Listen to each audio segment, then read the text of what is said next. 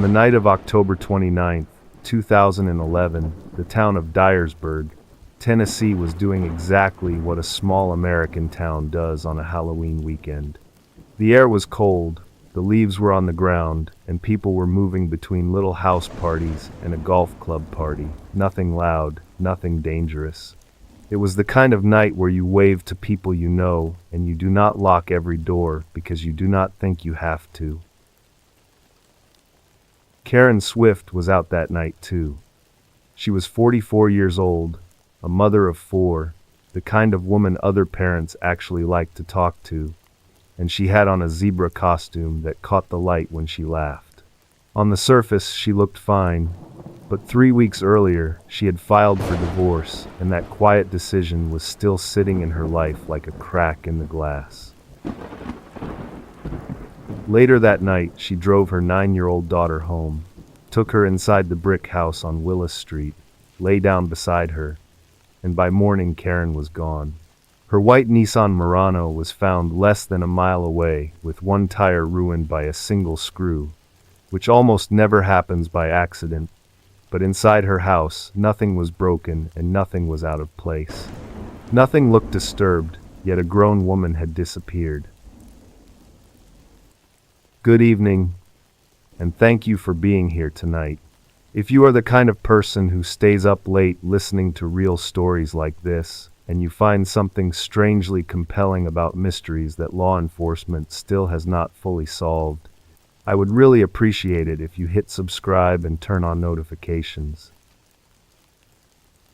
You can tell me in the comments where you are listening from and what time it is for you right now, because there is something about late night that makes these stories feel different, right?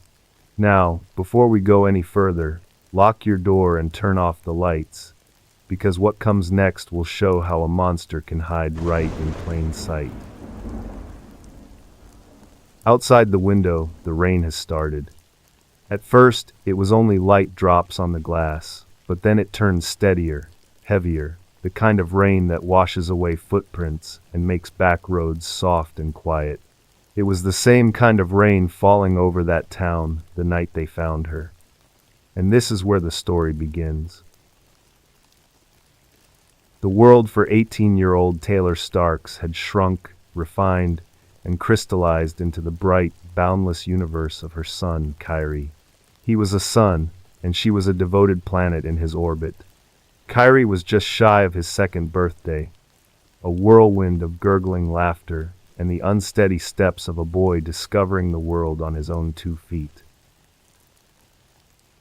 Taylor, having no mother or father of her own, saw more than just her child in his eyes, but her entire family and the whole of her heart walking around outside her body. They lived in a modest apartment in Roseville, Michigan, a corner of the world that was entirely their own. To provide for Kyrie, Taylor had to work, and when she worked, she needed someone to care for her son. That someone was Kimora Lon Hodges, a 21-year-old neighbor living in the same apartment complex. Over a period of 2 months, Kimora had become a fixture in their lives, evolving from a convenient option to a trusted friend.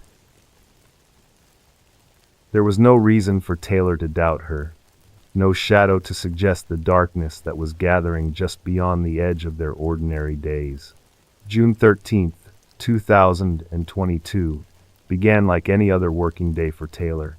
She entrusted Kyrie into Kimora's care, a routine exchange filled with the comforting knowledge that her son was just a few doors away. Her world was one of split focus, her mind on her tasks, but her heart back home with her boy.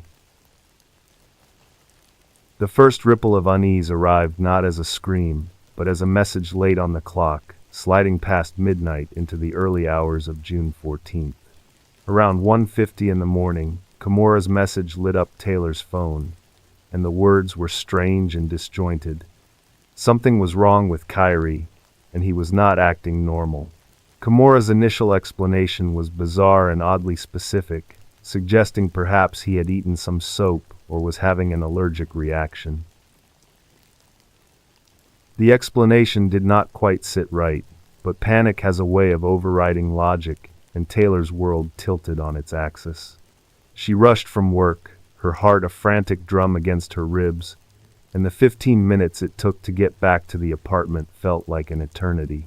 When she burst into the apartment, the scene that greeted her was a nightmare rendered in flesh and blood.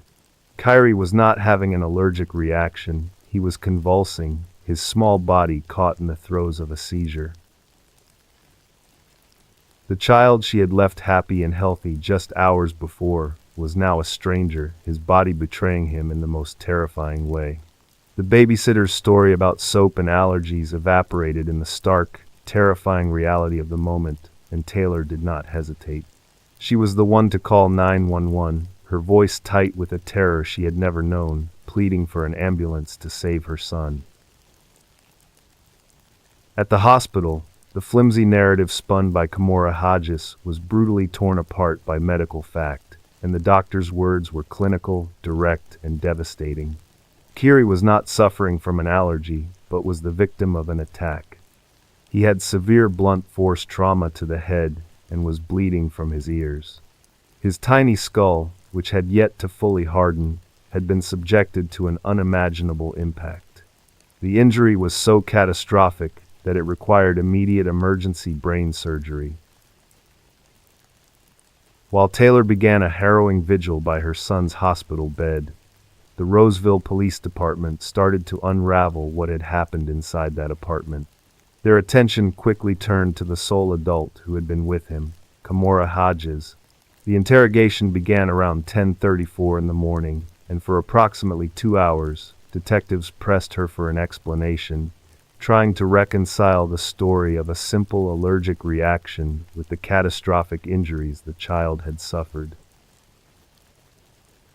Kimora's initial account was filled with denials, but under the weight of the investigation, her story began to buckle, and she eventually admitted to physically abusing the child. But within that confession lay a legal tripwire. Around 12:22 in the afternoon, as she wept, Kimora uttered 5 words that would echo through courtrooms for years to come. "I need a lawyer or something," she said. Under the principles of the Miranda rights, this statement should have been a full stop because it was, in legal terms, an unequivocal invocation of her right to counsel. All questioning was supposed to cease until an attorney was present. However, the detective in the room, identified in court documents as Detective Hustalakis, did not stop. He continued speaking to her, framing his continued questioning as a way for her to get it off her chest. Shortly after, still sobbing, Kimora made another statement about how the incident was not supposed to happen, and the detective seized on this, asking what she thought that was. The interrogation continued, and so did Kimora's admissions. For 9 agonizing days, Kyrie clung to a life that was no longer his own. He lay in a hospital bed, a small, still figure amidst a web of tubes and monitors, but the doctors confirmed there was no brain activity. On June 22, 2022, a month shy of what would have been his 2nd birthday, Kyrie's fight ended. With his death, the legal case against Kimora Hodges escalated dramatically, and the charge of child abuse was upgraded to felony murder and 1 count of open murder. The path to justice is rarely straight, and her defense attorney filed a motion to suppress her confession, arguing that her constitutional right to an attorney had been violated. The argument centered on those 5 words, "I need a lawyer," and the matter went before the Michigan Court of Appeals. In a 2-1 majority decision, the appellate court sided with the defense, ruling that Hodges' request for a lawyer was clear and unambiguous. The court ruled that any statements Hodges made after she invoked her right to an attorney were inadmissible, meaning the detective should have stopped the interrogation immediately. The legal wrangling prolonged the case, stretching the agony for Taylor Starks, who was forced to wait for a resolution that seemed to recede further into the distance. Finally, in the summer of 2025, more than 3 years after Kyrie's death, the case went to trial. The jury was presented with the grim facts of the case, including the medical evidence detailing the catastrophic blunt force trauma that ended Kyrie's life. On July 31st, 2025, the jury delivered its verdict. Kimora Lamihages was found guilty of both first-degree child abuse and felony murder. The verdict carried a mandatory sentence of life in prison without the possibility of parole. That case was finally over for the detectives, at least on paper. But for Taylor Starks, the journey was far from a simple closure, as she had endured an unimaginable loss and a torturous legal process. And while that young mother was trying to live with what had happened, somewhere else another investigation was just starting, and it was even harder to explain. It began with a sudden, violent turn that shattered a moment of youthful freedom. It was the autumn of 2019 in Tamworth, Staffordshire, in England, just outside Birmingham, and a young woman was about to meet a familiar darkness. 20-year-old Keely Bunker was known as the girl who lit up any room she entered, with a laugh that echoed like summer wind chimes and eyes that sparkled with the promise of a bright future. Keely dreamed of becoming a teaching assistant, helping young children navigate the world with the same kindness she offered everyone around her. Her life, though ordinary in its rhythms, was filled with simple pleasures. Nights out with friends, family gatherings, and the anticipation of milestones yet to come. Little did anyone know that on the evening of September 18, 2019, as Keely stepped out to celebrate her recent birthday, her world would collide with a darkness hidden in plain sight. The night began like so many others, full of excitement and the carefree energy of youth. Keely met up with a close friend, Monique, for a concert at the Snobs nightclub in Birmingham. Among the crowd was Wesley Street, a 20-year-old man from Tamworth who had known Keely since childhood. To Keely, Wesley was just a familiar face, a friend from the past who seemed harmless enough. She trusted him, as one trusts someone who has been part of your life since you were kids. As the concert wound down, the group decided to make their way back to Tamworth, a journey that would take them on a train and then a short walk home. It was around 4 a.m. when they arrived in the early morning hush of their hometown, and the streets were empty. Monique had intended to walk Keely home, but as the group dispersed, Wesley stepped forward. "I'll walk her," he offered casually, his voice carrying the nonchalance of someone doing a simple favor. Keely, tired from the night but happy, nodded in agreement, and the walk was only about 20 minutes, a familiar path through the quiet neighborhoods leading to her front door. But beneath Wesley's calm exterior, something darker stirred, a fixation that had simmered for longer than anyone realized. CCTV footage from later that night would capture their figures moving together, Keely's steps seeming hesitant at times, as if she sensed a shift in the air. They passed the telephone box near Wesley's home, a point where he would later claim they parted ways, but the cameras told a different story. They continued on, heading toward Wigington Park, a green expanse on the edge of town dotted with trees and a winding brook. Wesley suggested a detour, perhaps under the pretense of a quick smoke or a moment to catch their breath, and Keely, trusting and unsuspecting, followed. It was here in the secluded woods that the night turned into a nightmare. Wesley attacked her, forcing himself upon her in a brutal assault that shattered the fragile peace of the early morning. Keely fought back with every ounce of strength she had, her hands clawing at his arms, leaving scratches on his face and neck, marks that would later betray him. Her screams echoed through the trees, but the park was empty, swallowing her cries in its silence. In the end, Wesley's hands closed around her throat, applying a chokehold that lasted not seconds but agonizing minutes, until her body went limp on the cold ground. Wesley, in a haze of panic or calculation, dragged her to the nearby brook, partially submerging her in the shallow water, and covered her with branches and leaves in a crude attempt to conceal his crime. The morning broke with worry, as Keely had not come home, and her mother, Debbie, paced the house, her heart heavy with unease. Wesley, feigning concern, even participated in the early search efforts, pointing searchers toward the telephone box where he claimed they had parted. As evening fell, Keely's uncle, Jason Brown, ventured into Wigington Park, his eyes scanning the underbrush along the stream. He pushed through the foliage, his breath catching as he spotted a flash of red amid the greenery, then hair and an arm adorned with a familiar bracelet. It was Keely. A horrendous scream tore from his throat, echoing through the park like a primal wail of grief.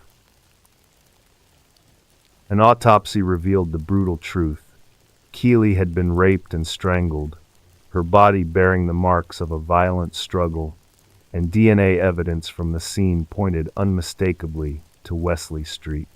He was arrested just an hour after the body was found, his initial story crumbling under scrutiny. The trial at Stafford Crown Court revealed the chilling details, including how the rugby club footage showed their final moments together, with Keely trying to pull away and Wesley persistent. The court also heard from other women who had come forward, their stories painting a chilling pattern of sexual assault, revealing Wesley not as a one-time offender but a predator who exploited familiarity. Wesley took the stand, his voice steady but eyes evasive, claiming the chokehold had been part of a consensual act and was only momentary. The jury listened, but the prosecution dismantled his tale, emphasizing the duration of the chokehold and the fact that her scratches showed resistance, not play. On August 7, 2020, Wesley Street was sentenced to life imprisonment with a minimum term of 29 years, with the judge emphasizing the loss of Keely's unfulfilled ambition to teach and the void in her family's life. That case was finally over for the detectives, at least on paper. But for her family, the scars remained, a stark reminder of hidden dangers. And while they were trying to live with what they had, somewhere else another investigation was just starting, and it was even harder to explain. It began with a woman leaving a school classroom for a quiet, mundane ritual. It was the cold January of 2022 in County Offaly, Ireland, just outside a town called Tullamore, and a simple walk was about to turn into a desperate, silent struggle. The winter sun, a pale disk in the January sky, cast long skeletal shadows across the fields of County Offaly. For Aisling Murphy, a 23-year-old primary school teacher with a heart full of music and a life full of promise, it was a day for a brisk walk to stir the blood and clear the mind. Aisling was a vibrant thread in the tapestry of her community, a gifted folk musician, and her classroom was a place of warmth and laughter. She was a daughter, a sister, a partner, and a young woman on the cusp of a future she was eagerly planning with her soulmate, Ryan Casey. On January 12, 2022, the final bell at school rang, and CCTV footage, a silent, unblinking witness, captured Aisling at 2:37 in the afternoon walking to her car. She drove to the Dangan Road car park in Tullamore, a familiar spot close to the Grand Canal, a tranquil waterway slicing through the heart of the Irish Midlands. At 2:51 in the afternoon, she left her car and began to walk eastward along the towpath towards Digby Bridge. Her Fitbit Versa 3 smartwatch, a gift from Ryan, diligently tracked her progress, its tiny sensors recording her every step, her heart rate, and the rhythm of her life in motion. Geolocation data showed her walking at a brisk, consistent pace, a young woman in her prime enjoying the simple pleasure of a midweek stroll. She reached Digby Bridge at 3:16 in the afternoon, crossed over, and began her return journey, heading westward back towards the car park. The towpath was quiet, the usual weekday hum of life subdued. For 5 minutes, her pace remained steady. Then, at 3:21 in the afternoon, her forward movement stopped. The data from her Fitbit, which had been recording the steady, rhythmic beat of a healthy heart, suddenly became erratic, a chaotic scribble of data that spoke of a violent, desperate struggle. In that moment, the tranquility of the canal path was shattered, and a predator had emerged from the shadows. Jacek Puska, a 33-year-old Slovak national, a man unknown to Aisling, overpowered her. He dragged her from the towpath into a steep ditch thick with thorns and briars, a place of concealment and cruelty. There in the cold, damp earth, he unleashed a frenzy of violence, stabbing her 11 times in the neck with a serrated knife. Her activity tracker recorded her heart rate plummeting, a life ebbing away with each passing second. At 3:31 in the afternoon, her heart ceased to beat, and the music of Aisling Murphy's life was silenced. As dusk settled over Tullamore, a sense of unease began to grow when Aisling did not return home, and calls to her phone went unanswered. The discovery of her body in the ditch sent a shockwave of horror and disbelief through the entire nation. Her murder, a young woman killed in broad daylight while out for a run, became a symbol of a deeper, more pervasive fear. The Gardaí launched a massive investigation, determined to find the person responsible for this depraved act of violence. The breakthrough came from an unexpected quarter. 2 days after the murder, Jacek Puska presented himself at a hospital in Dublin with stab wounds to his abdomen. He claimed he had been attacked in Blanchardstown, but his story quickly unraveled. Under questioning by Gardaí, his lies began to crumble, and he confessed to the murder of Aisling Murphy, claiming he had followed her along the canal and cut her neck. The trial of Jacek Puska began on October 16, 2023, at the Central Criminal Court in Dublin. The prosecution meticulously built its case, presenting the CCTV evidence that tracked Puska's movements, placing him at the scene of the crime, along with the DNA evidence that linked him to Aisling. The defense presented a new fantastical story, claiming Puska was the victim of a separate masked man who had killed Aisling, but the jury saw through the unbelievable tale. On November 9, 2023, after just 2 hours of deliberation, the jury returned a unanimous verdict of guilty. Mr. Justice Tony Hunt, the presiding judge, in a rare display of judicial emotion, declared, "We have evil in this room, no doubt about that." Puska was handed the mandatory life sentence for murder. That case was finally over for the detectives, at least on paper. But for Aisling's family, the wound was permanent, the memory of her laughter a constant presence in the absence. And while that family was trying to live with what they had, somewhere else, another investigation was just starting, and it was even harder to explain. It began not with a fight in a park, but a quiet decision behind closed doors. It was the cold March of 2023 in Lincoln, England, where a woman planned her escape and a man planned her total destruction. The city of Lincoln, England, where the River Witham winds lazily through ancient stone bridges, was the backdrop for the quiet tragedy of Holly Bramley. Holly was the kind of young woman who found magic in the ordinary, tending to her beloved pets, sketching in notebooks, and possessing a gentle spirit that drew people to her. She had an innate love for animals, volunteering at local shelters and dreaming of opening her own rescue center one day. In 2016, Holly met Nicholas Metzen, a man with a quiet demeanor and eyes that seemed to hold secrets behind a facade of ordinariness. Nicholas carried the diagnosis of autism spectrum disorder, which sometimes made social interactions a puzzle he struggled to solve. To Holly, though, he appeared as a kindred spirit, and their connection sparked quickly, with late-night messages flowing into months of dating. In 2021, after 5 years, they married in a small ceremony, and Holly beamed, convinced she had found her forever. But beneath the surface of this domestic bliss, cracks began to form, subtle at first, like hairline fractures in glass. Nicholas's affection became laced with control, and he grew possessive, with Holly's phone buzzing less with messages from friends and family as her social media connections dwindled.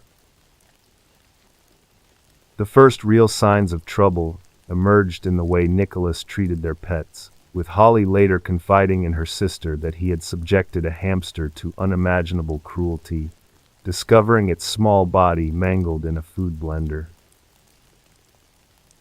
Holly fled the flat in tears after the incident, seeking refuge at a local police station, but the officers advised her to monitor the situation without clear evidence of immediate danger to herself. She returned home that night, her resolve wavering under Nicholas's apologies, which flowed like honey, sweet and convincing. Nicholas's history also painted a darker picture, with a conviction for offenses against a former partner that hinted at a capacity for control and harm. Holly's family concerns deepened when she reported Nicholas's animal cruelty to the authorities, describing how he had microwaved a puppy and tortured other pets in ways that turned her stomach. Her mother pleaded with her daughter, "If he can do this to animals, imagine what he might do to you," but the grip of coercive control was tight. Nicholas dictated her movements, monitoring her calls and dismissing her hobbies as distractions, and their marriage had fractured irreparably. By early 2023, whispers of separation hung in the air, with Holly confiding in a friend that she needed to leave to reclaim the life slipping away from her. March 17, 2023, dawned cold and gray in Lincoln, the kind of day where the wind off the river carried a chill that seeped into the bones. CCTV footage from that day would later capture her leaving the flat briefly, her posture tense, before she returned in the afternoon, the elevator doors closing behind her with a soft ding, sealing her fate. Inside the flat, the argument that had simmered for months boiled over. Accounts pieced together from forensic evidence, and Nicholas's eventual admissions painted a harrowing scene. Nicholas, feeling the loss of control, reacted with violence. He grabbed her in a headlock, and in a desperate bid for freedom, Holly bit his arm, drawing blood, a final act of resistance from a woman fighting for her life. Enraged, Nicholas reached for a knife from the kitchen drawer and stabbed her multiple times in the bedroom, with at least 4 wounds piercing her chest and abdomen. What followed was a blur of calculated horror. Nicholas dragged her body to the bathroom, and in an act of calculated horror, he dismembered her. Using tools scavenged from the flat, he cut her into more than 200 pieces, a number far exceeding what was needed for concealment. For nearly a week, Holly's remains were hidden in the flat, with parts stored in the kitchen larder, wrapped in plastic bags, while Nicholas cleaned obsessively. His digital footprints would later unravel his lies, with his searches betraying his paranoia. How to dispose of a dead body?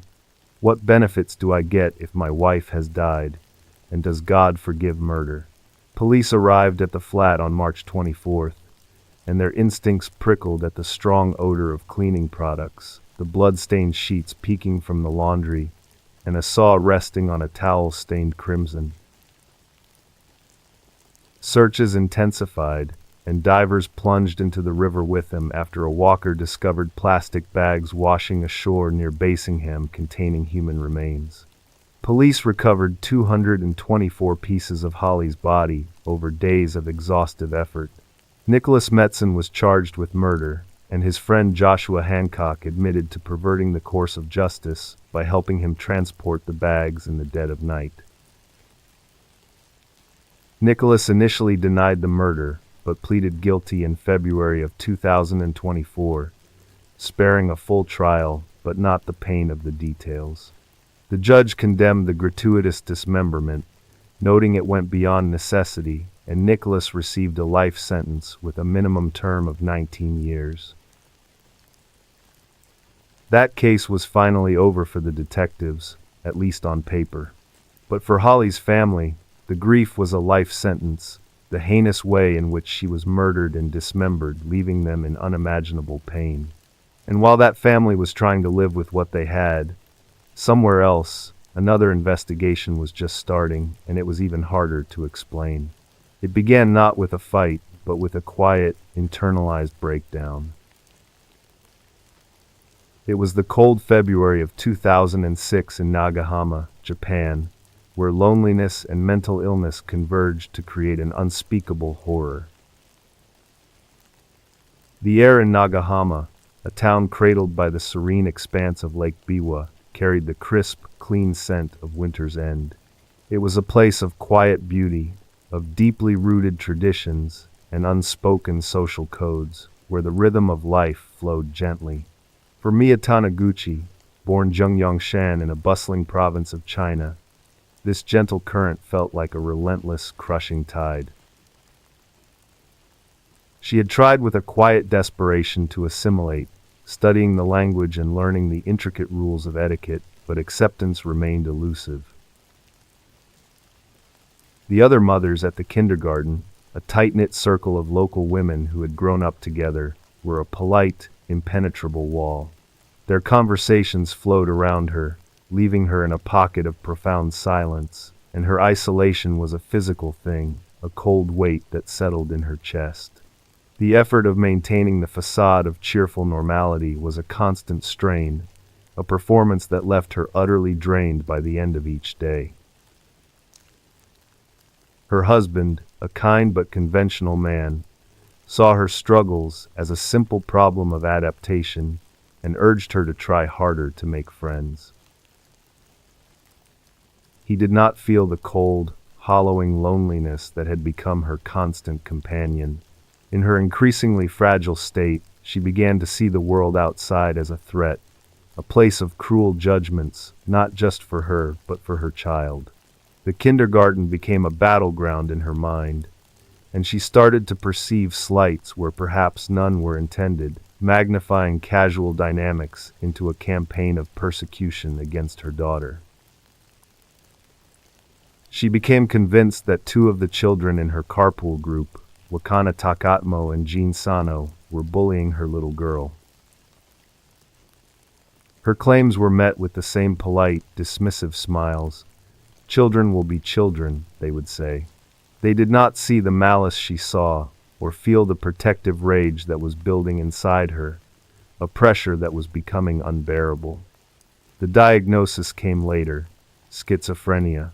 It was a storm that had been gathering strength, distorting her perception of reality and whispering poison into her ear, leaving her adrift in a sea of suspicion and fear.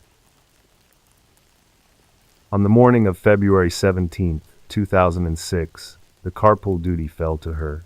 As she buckled her daughter into the car, then came the knock on the door and the smiling faces of Wakana Takatmo and Jean Sono. As they climbed into her car, their chatter filling the small space, Mia Taniguchi smiled her usual strained smile, but behind her eyes, the storm was finally breaking. Hidden within the neat confines of her kitchenware, wrapped carefully in a cloth, was a 20-centimeter sashimi knife, its blade honed to a razor's edge. She did not drive toward the kindergarten. Instead, she turned the car onto a less traveled road, one that led away from the town center and toward the rural landscapes that bordered Nagahama.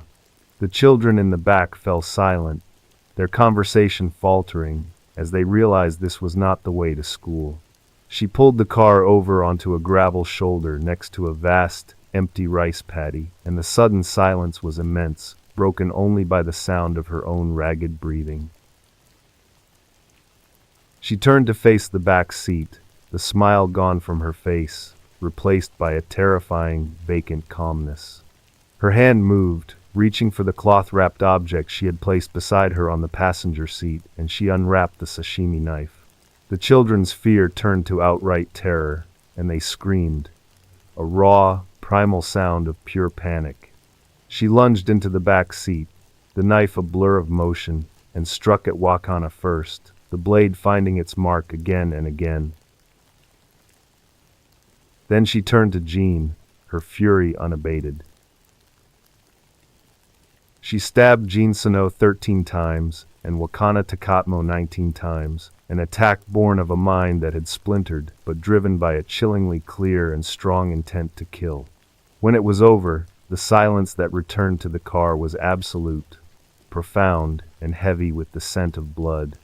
She got out of the car, opened the rear door, and unbuckled Wakana's small, lifeless form, leaving her on the side of a lonely country road.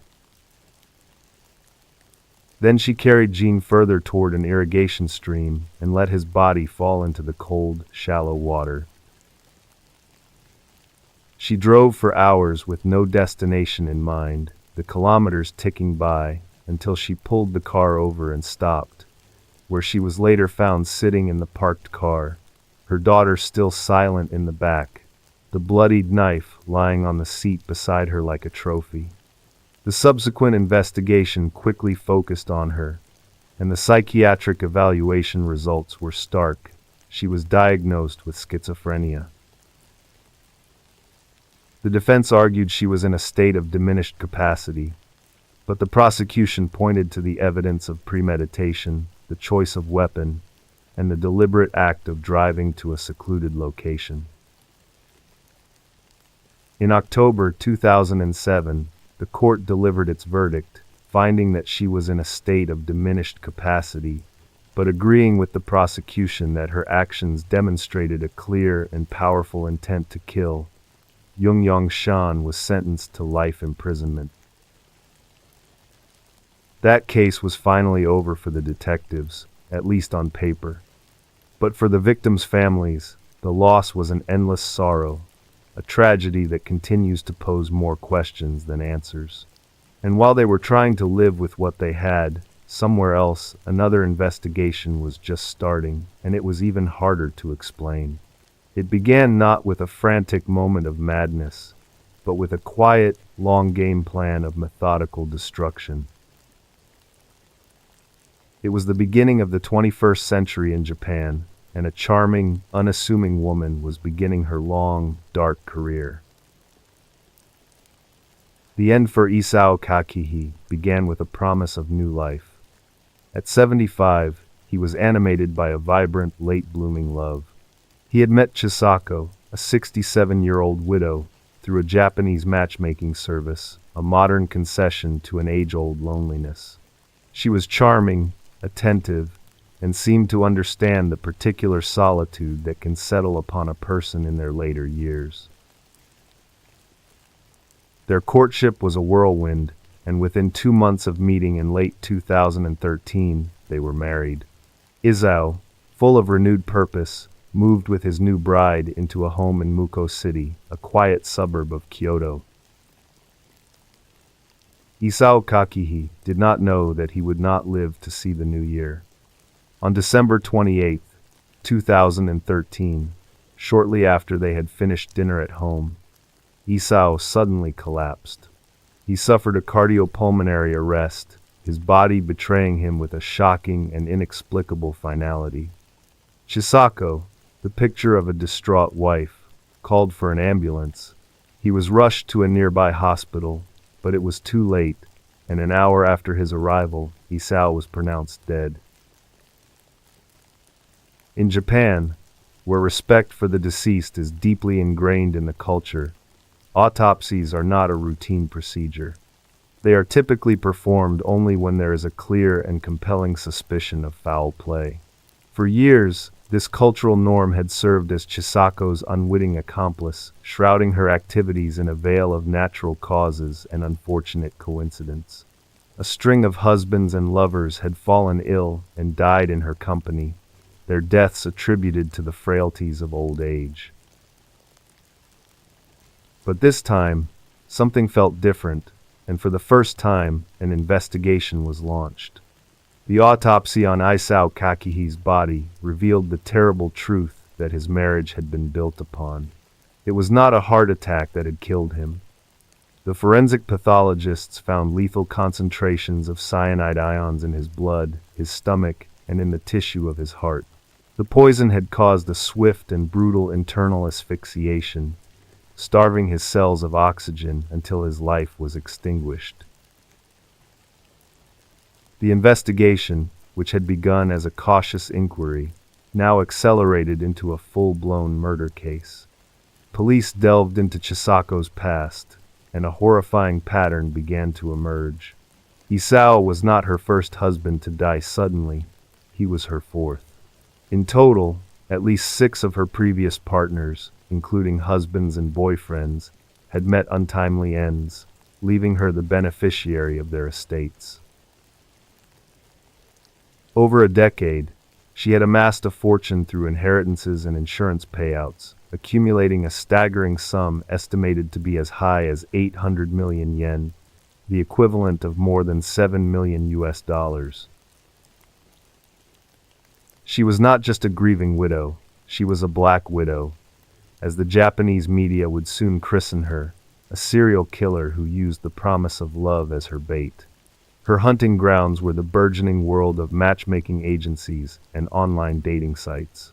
Her profile was carefully crafted, presenting herself as a woman seeking a life partner, but she had specific, non-negotiable criteria. Her prospective partners had to be elderly, wealthy, and crucially childless. These were men who had accumulated assets over a lifetime, but had no direct heirs, making them perfect targets for a woman with a talent for feigning affection and a complete absence of conscience.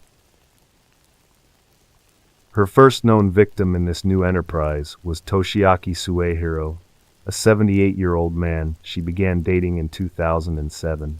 During a meal, under the guise of caring for his well-being, Chisako handed him a capsule. It was filled with cyanide. Less than 15 minutes after the meal, Suehiro collapsed on the street. He survived the attack, the only one of her 4 main targets to do so, but he was left with devastating, irreversible consequences, including severe visual impairment. Chisako had learned a valuable lesson, and the motive for this first attack appeared to be financial desperation, as she owed Suehiro a significant amount of money. After Suehiro, her methods became more refined, and her audacity grew with each successful deception. Her next target was Masanori Honda, a 71-year-old man who was in good health and was telling friends they planned to marry. On March 9, 2012, shortly after meeting with Chisako, he suddenly lost consciousness while riding his motorcycle and crashed. He was pronounced dead at the hospital less than 2 hours later. No autopsy was performed at the time, and no one suspected the hand of the woman who had likely passed him a poison capsule just hours before. The cycle repeated itself the following year with Minoru Heioki, a 75-year-old man who had recently won a battle with lung cancer. On the evening of September 20th, 2013, they went out to dinner. Like Suehiro, Heioki was a man who took supplements, making him an easy target for her now practiced method. Shortly after their meal, he lost consciousness. This time, Chisako took an active role in ensuring his death by lying to the paramedics, telling them that Heioki was terminally ill and had no family, a deliberate falsehood designed to prevent life-saving intervention. Minoru Heioki died within 2 hours, his second chance at life stolen from him by the woman he had trusted with his heart. That case was finally over for the detectives, at least on paper. But for her family, the true cause of death was buried for years in a lie of natural causes. And while those families were trying to live with what they had, somewhere else another investigation was just starting, and it was even harder to explain. It began not with the death, but with a piece of dirt in a potted plant. It was the cold November of 2014 in Kyoto, Japan, where the police finally connected the dots, and a dark, shocking pattern was about to be laid bare. The investigation into Chisako Kakihi, the Black Widow, accelerated once the cyanide poisoning of her fourth husband, Isao, was confirmed. When investigators searched the apartment she had shared with Isao, they began to uncover the tools of her trade. They found empty capsules and health supplement pills, seemingly innocuous items common in the homes of many elderly Japanese.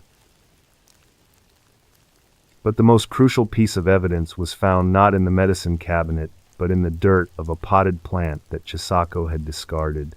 Buried within the soil was a small plastic bag containing adhesive tape, and when tested, the bag and the tape showed traces of the same cyanide that had killed her husband.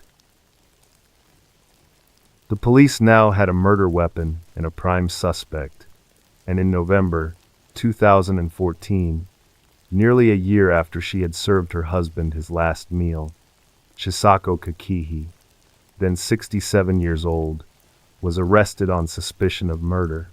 The woman at the center of this storm was an enigma, but her past was revealing. She had worked for a time in a printing plant, an industry where cyanide compounds were sometimes used, a fact that would later prove disturbingly significant. The trial of Chisako Kakihi began in Kyoto District Court in June 2017 and was one of the longest and most sensational in modern Japanese history, lasting for 135 days. The public was captivated by the image of the diminutive, aging woman in the defendant's box, accused of being a cold-blooded serial killer. From the outset, the trial was a spectacle of bizarre contradictions, with Chisako's defense team arguing that she suffered from dementia and could not be held responsible for her actions. Chisako initially seemed to go along with this strategy, but then on July 10th, the trial took a stunning turn when she suddenly abandoned her lawyer's strategy. When asked directly if she had murdered her husband, Isao, she replied with a flat, simple admission, "There is no mistake." The courtroom was stunned into silence, and she had confessed. Her stated motive was as chilling as the confession itself, as she claimed she had killed Isao out of anger, feeling that he was not treating her well financially. In a statement that would come to define her public image, she declared, "Even if I am sentenced to death, I'm prepared to die laughing." But just as quickly as the confession came, it was gone. 2 days later, she retracted her statement, claiming she did not remember saying any of it. Her defense lawyers seized on this reversal, presenting it as further evidence of her dementia. Prosecutors methodically laid out their case, presenting the forensic evidence of cyanide poisoning in 3 of the men, and detailing her use of matchmaking services and her specific targeting of wealthy, childless men. In November 2017, the court delivered its verdict, dismissing the dementia defense and concluding that her actions were too methodical and premeditated to be the product of a confused mind. Judge Ayako Nakagawa described the crimes as cunning and malicious. Chisako was found guilty of the murders of Isao Kakihi, Masanori Honda, and Minoru Hayoki, and the attempted murder of Toshiaki Suehiro. The sentence was death by hanging. The appeals process wound its way through the Japanese legal system for years, and finally, in June 2021, the Supreme Court of Japan delivered its final judgment, rejecting her last appeal and upholding the death sentence. The legal road had come to an end, and Chisako Kakihi was to remain on death row, awaiting an execution date that could come at any time. The final act of her life came not at the hands of an executioner, but from the slow decay of her own body. On the morning of December 26, 2024, prison staff found the 78-year-old Kakihi unresponsive in her cell. She was transported to a hospital, where she was pronounced dead later that day, reported to be from an illness. The Black Widow, who had brought death to so many, had finally met her own end, dying before the state could carry out its sentence and leaving the families of her victims without the final, formal act of justice they had been promised. That case was finally over for the detectives, at least on paper, but the full truth of her crimes, the exact number of men she may have killed, and the precise mixture of greed, anger, and emptiness that drove her, died with her. And while that terrible cycle of betrayal was ending, somewhere else another investigation was just starting, and it was even harder to explain. It began with a woman trying to claw her way out of a childhood of poverty. It was the mid-20th century in Saitama and Tochigi prefectures, Japan, where a respectable wife was about to make a series of deadly business decisions. The wind that swept down from the mountains into the Kanto Plain in the late 1950s carried the scent of change, as Japan was furiously rebuilding itself from the ashes of war. In the provincial towns that dotted the landscape, life moved at a slower, more deliberate pace. In the town of Kumagaya, a woman named Kaoru Kobayashi watched this changing world with eyes that missed nothing. To her neighbors, she was a figure of quiet industry, a beautiful wife and later a widow, a small-time businesswoman who sold bicycle tires and traditional sweets. But behind the placid mask of respectability lay a heart as cold and hard as granite, a mind that calculated profit and loss with ruthless precision, and a soul hollowed out by a lifetime of resentment. Kaoru was born in 1908, the second of 7 children in a family where poverty was a constant, unwelcome guest.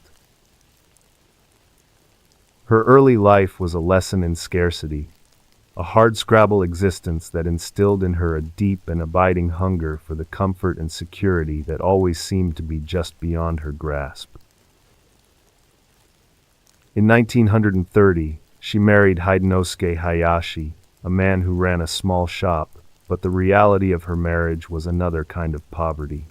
He was a sickly man, a frail and unsatisfying partner who could not give her the prosperity she craved. In the chaotic, morally ambiguous world of post-war Japan, Kaoru found her calling, and she became the driving force of the family, trading in contraband goods and excelling with her shrewd mind and tireless energy. This illicit trade brought a new man into her life, a young police officer named Michiro Nakamura, sent to investigate rumors of black market activity. For Kaoru, trapped in a passionless marriage, the handsome young police officer was a spark in the gray monotony of her life, and an affair began, a clandestine relationship that offered her the sexual satisfaction she had long been denied. But for Kaoru, the affair was more than just a physical release. It was a means to an end. In 1952, Kaoru made a ruthless decision. She had a lover who wanted her free, and a husband whose life insurance policy represented a significant financial windfall. The calculus was simple, and she obtained potassium cyanide, a poison that was both potent and difficult to trace. She administered it to her husband, Hidenosuke, ending his long, slow decline with a sudden, brutal finality. To the world, it was the sad but not unexpected death of a chronically ill man, and Kaoru Kobayashi had committed her first murder and gotten away with it. For several years, Kaoru continued her life as a respectable widow, but the hunger for wealth drove her to look for the next opportunity. In the autumn of 1958, that opportunity presented itself in the form of a failing hotel.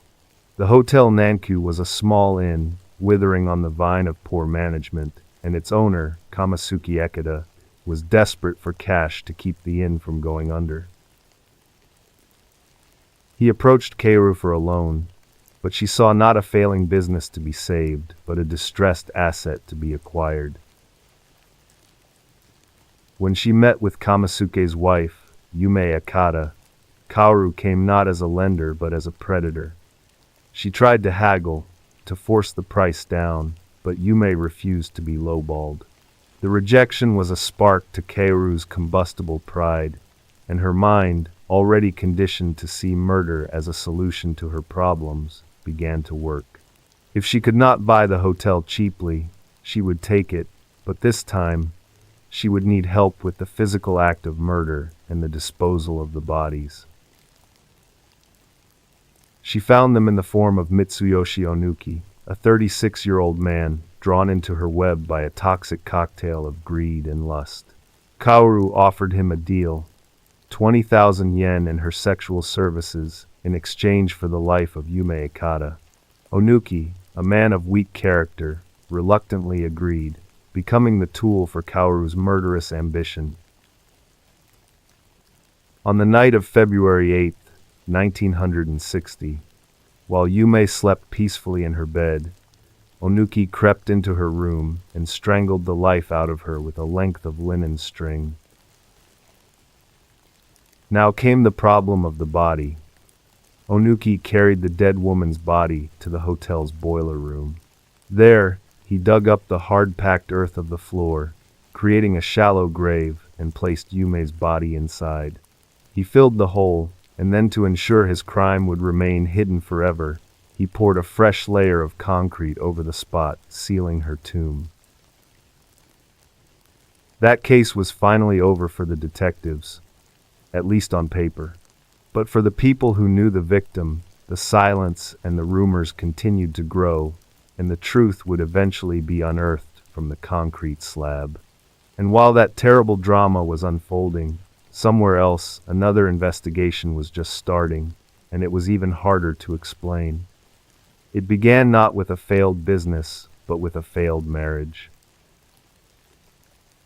It was the warm August of 1995 in Las Vegas, Nevada, where a charming man vanished, leaving behind 2 identities and a missing mother. The desert wind that whipped through Las Vegas in the spring of 1995 carried with it the scent of sun-baked asphalt and fleeting opportunity. For Joanne Albanese, a 39-year-old divorced mother of 2, Las Vegas was not a playground of chance, but a place of steady work and quiet hope.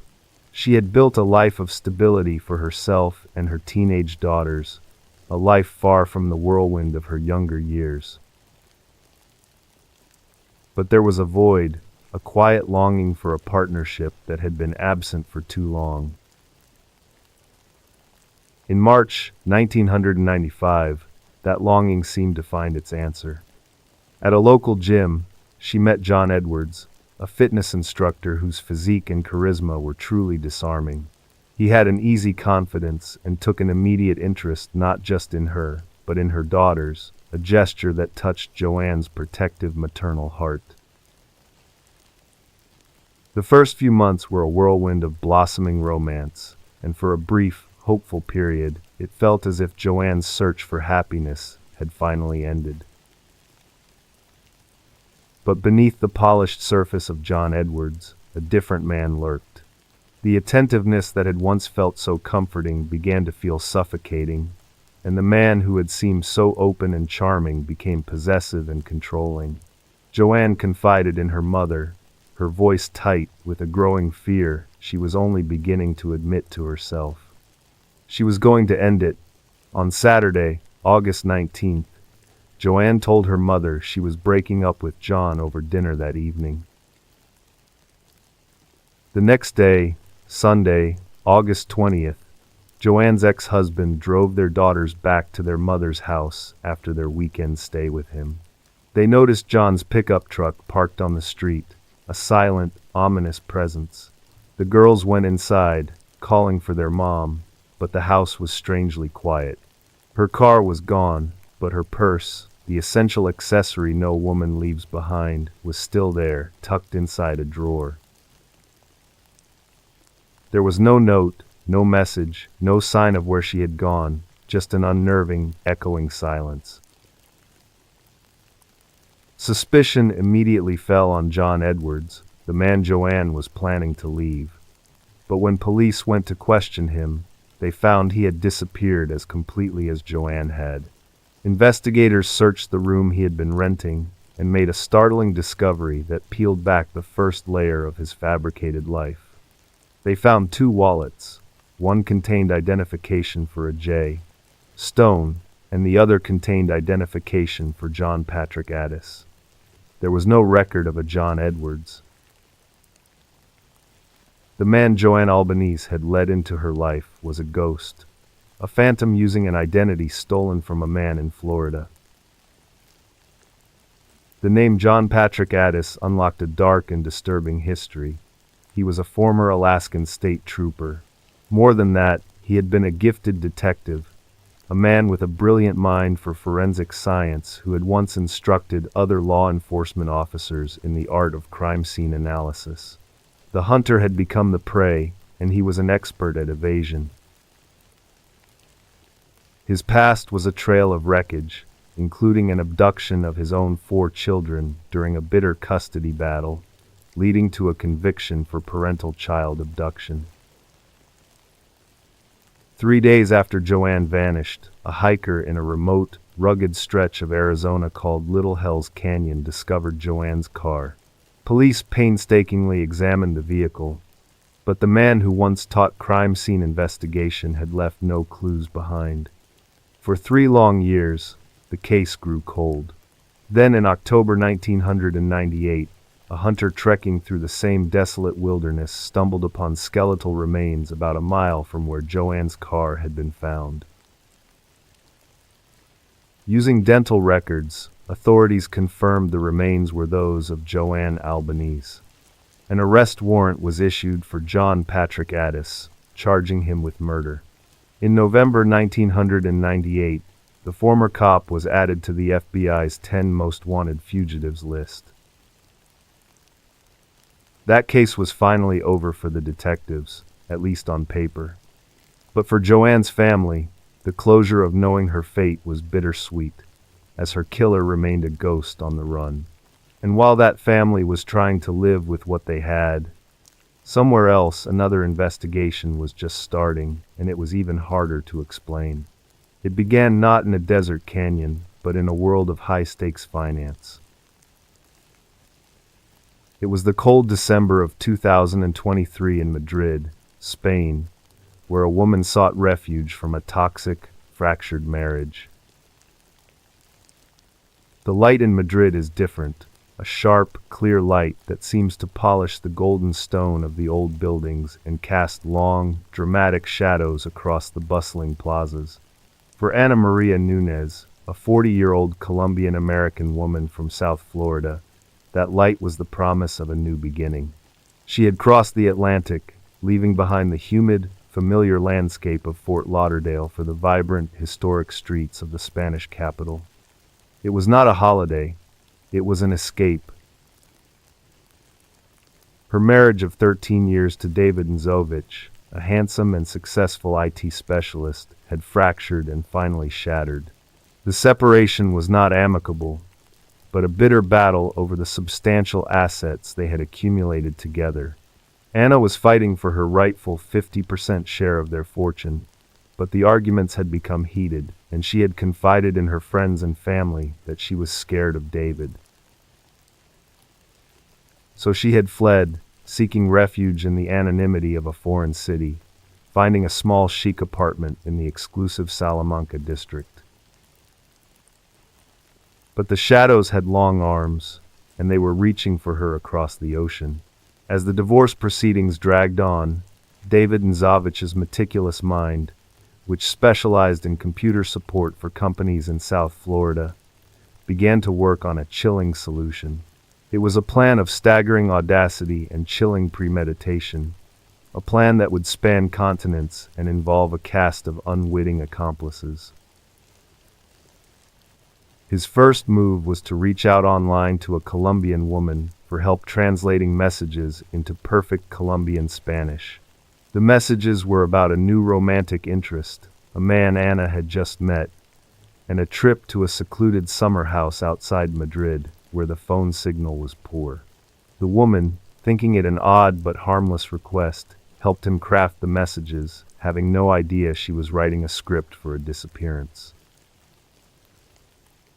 In late January 2024, the plan shifted from the virtual world to the physical. David Nzovich, the successful Florida businessman, flew from Miami to Istanbul, then to Belgrade, the capital of Serbia, where he had connections. In Belgrade, he rented a Peugeot 308, a car for a mission to drive across Europe, a journey of more than 1,700 miles to Madrid. February 2nd, 2024, was a Friday, and Anna was last seen in the early afternoon, walking into her apartment building in Salamanca. That evening, as darkness fell over the city, David Nzovich's meticulous plan reached its final terrible stage. The security camera in the lobby of Anna's building captured a man entering the building, wearing a motorcycle helmet, his face completely obscured. He took a can of black spray paint and disabled the lens of the security camera, plunging the lobby into a blind, unblinking darkness. Then, at around 10:30 in the evening, the man in the helmet reappeared in the building's garage. This time, he was carrying a suitcase, and he walked out into the Madrid night and vanished.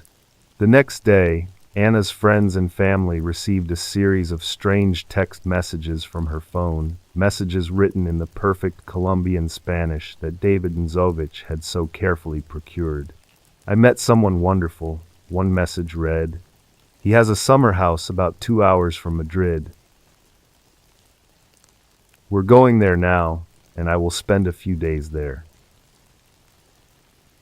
When Spanish police entered Anna's apartment, they found a scene that was both normal and deeply unsettling.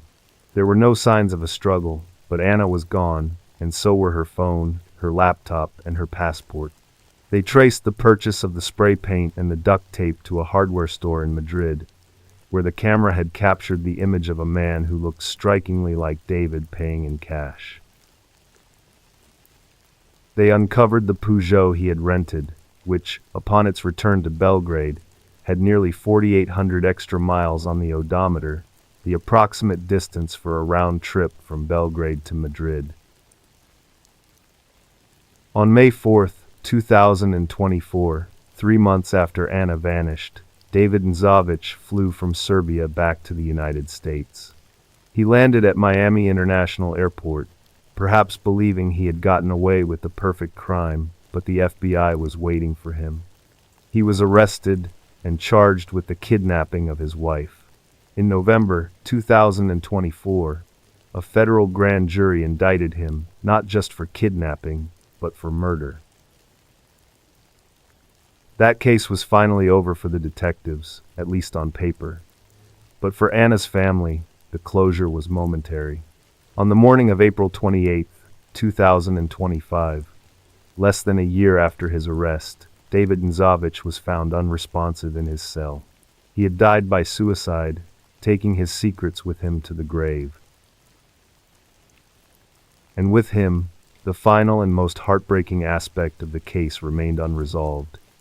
Anna's body has never been found, leaving the question of whether he had put her in that suitcase forever unanswered. And while that family was trying to live with what they had, somewhere else another investigation was just starting, and it was even harder to explain. It began not with a fight over money, but with a complex and deeply destructive passion. It was the humid December of 2017 in Gualeguaychú, Argentina, where a secret love affair was about to end with 2 bullets. The heat of late December in Gualeguaychú, Argentina, is a physical presence, settling over the city like a heavy blanket. In this city lived 2 young people, their lives intertwined in a knot of love, obsession, and violence so tight it had begun to choke them both. She was Nahir Galarza, 19 years old, a law student, and the daughter of a respected provincial police officer. He was Fernando Pastastero, a year older at 20, a young man with an easy smile and a deep love for his motorcycle. They had orbited each other for 5 years, a binary star system held together by a gravitational pull that was as destructive as it was powerful. Their relationship was fierce, real, and defined by its volatility. Text messages later, unearthed by investigators, painted a portrait of a love that was a battlefield, with accusations and apologies flying back and forth like shrapnel.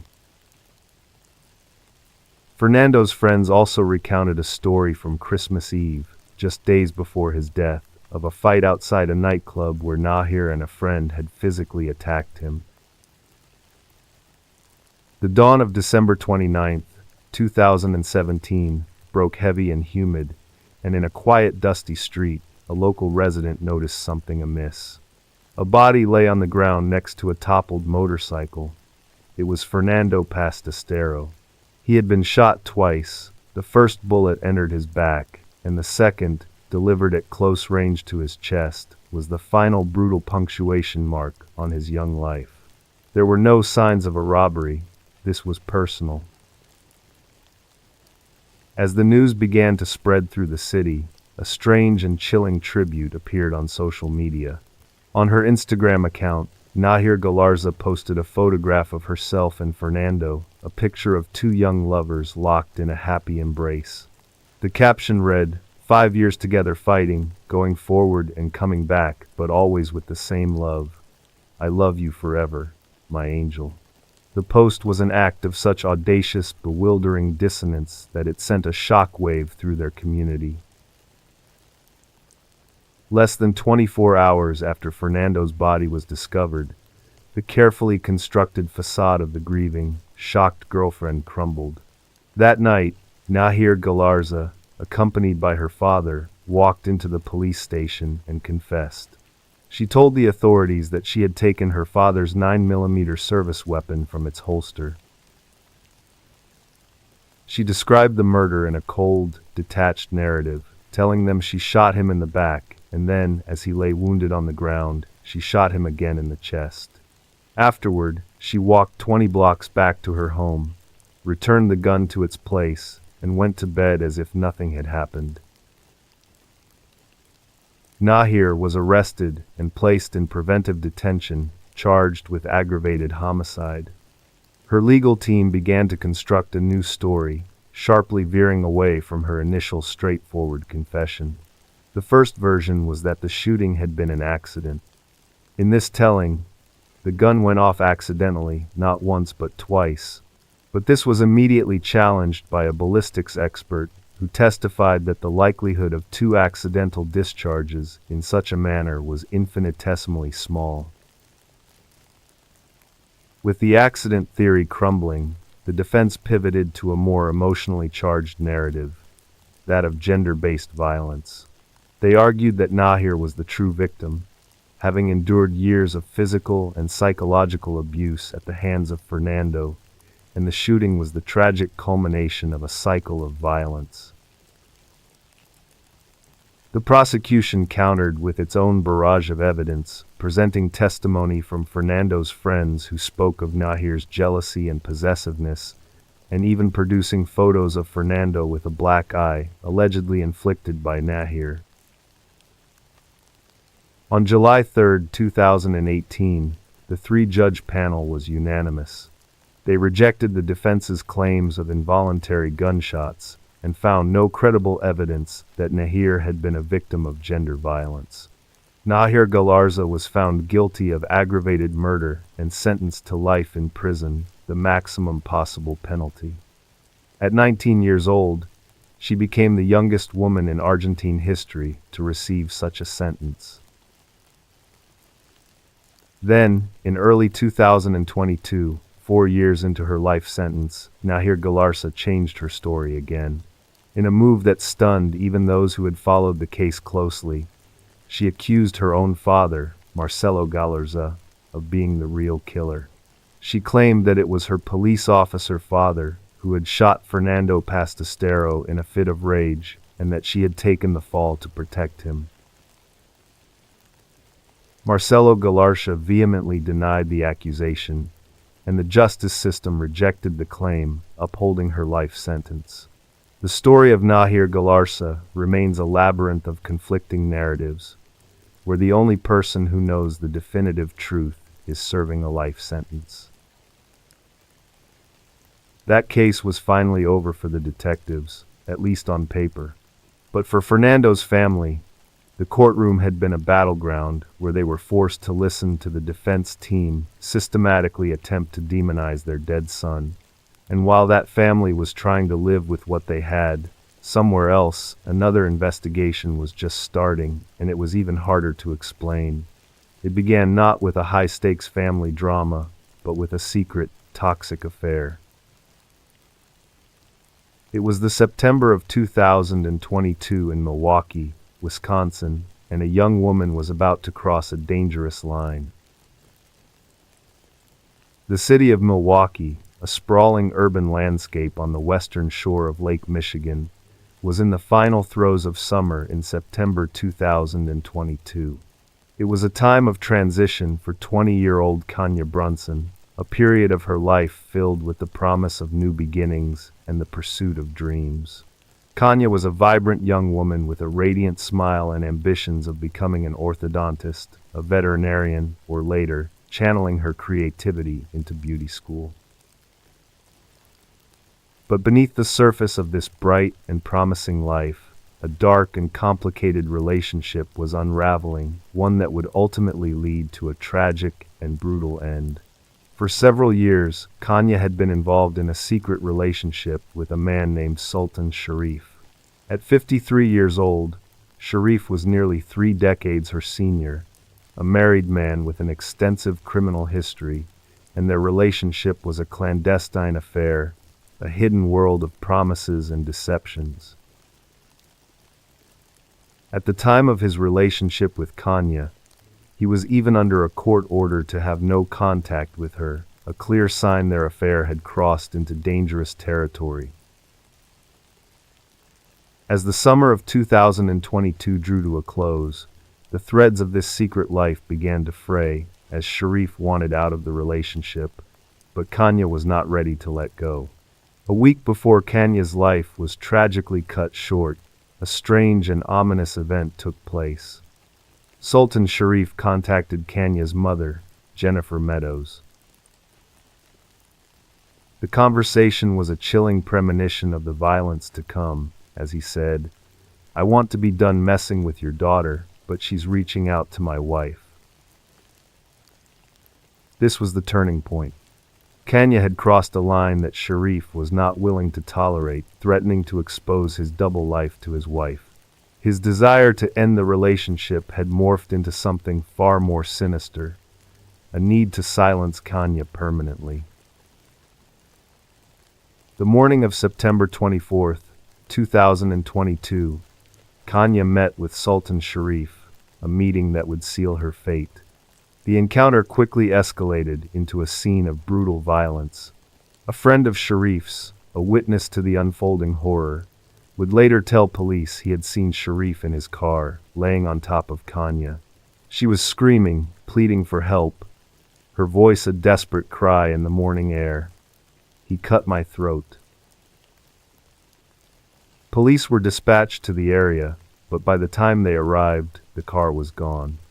Hours later, a second 911 call came in, reporting a fire in an alley near Keefe Avenue. When the fire department and police arrived, they were confronted with a scene of unimaginable horror. In the smoky, charred remains of the fire, they discovered a body, which was Kanya Brunson. Her life, so full of promise and potential, had been extinguished in the most brutal way imaginable. The investigation that followed painted a grim picture of Kanya's final hours. She had been stabbed and shot, her wrists bound with wire, and then, in a final desperate act to destroy the evidence of his crime, her murderer had set her body on fire. The investigation quickly zeroed in on Sultan Sharif, with the witnesses' testimony, the history of their volatile relationship, and Sharif's ominous call to Kanya's mother all pointing to him as the prime suspect. Investigators also uncovered a disturbing accomplice, Sharif's brother-in-law, Johnny Hopgood, who was charged with mutilating a corpse and harboring a felon. Sharif was arrested and charged with first-degree intentional homicide and mutilating a corpse. The trial of Sultan Sharif began in December 2023, more than a year after Kanya Brunson's brutal murder. Sharif sat at the defense table, his face a mask of indifference, offering a rambling, self-serving denial and trying to implicate a cousin whose name had never been mentioned during the trial. The jury, however, needed only 45 minutes to reach a verdict: guilty of first-degree intentional homicide and mutilating a corpse. Milwaukee County Circuit Court Judge David Swanson delivered his sentence, calling Sharif's actions vicious and cruel, and ordered him to serve the rest of his life in prison with no possibility of parole. That case was finally over for the detectives, at least on paper. But for Kanya's family, the justice, though long awaited, could not erase the memory of the loss. And while that family was trying to live with what they had, somewhere else another investigation was just starting, and it was even harder to explain. It began not with a dangerous secret, but with a family trip back home. It was the warm summer of 2016 in Uttar Pradesh, India, and a successful man was about to be betrayed in his own ancestral home. The house in Derby, England, was a monument to a life built from scratch for Sujit Singh, a successful businessman who had carved out a comfortable existence for his family after arriving from India in 2002. His family was the centerpiece of this life: his wife, Ramandap Korman, and their two sons, Arjun and Aryan. To the outside world, they were the picture of immigrant success, anchored by a devout and humble patriarch. But beneath the placid surface of their suburban life, a current of betrayal was gathering lethal force. In the summer of 2016, Ramandap planned a month-long family vacation. They were going home, not to Derby, but to Basanipur, the small village in Uttar Pradesh, where Sujit's roots lay deep. It was framed as a joyful reunion, a pilgrimage back to the soil from which he had sprung, and Sujit, unsuspecting, readily agreed. The tickets were booked for late July, and it would be the last journey he would ever take. The chain of events that would lead to his death had been set in motion less than a year earlier with a single phone call. In late 2015, Sujit heard from a ghost of his past, his childhood friend Gurprit Singh, known to all as Methu. Eager to reconnect, Sujit accepted Gurprit's invitation, and he, Ramandap, and the boys flew to Dubai for a 10-day visit. It was there, against the glittering artificial backdrop of the desert metropolis, that Ramandap met Gurprit for the first time. Something shifted, a connection was made, a dark seed planted. When the family returned to Derby, Ramandap was a different woman, suddenly fervent and unyielding about a trip to India. On July 28, 2016, the Singh family landed at the airport in Delhi, and waiting to greet them was Gurprit. For the next few weeks, Gurprit was an inseparable part of their holiday, a constant smiling presence at Sujit's side. The deception deepened. On August 22nd, Gurprit announced he was leaving, heading home to his family, but this was a lie. Instead, he checked into a hotel in Shahjahanpur, a shadow waiting patiently in the wings for his cue. The end came on the night of September 1st, 2016.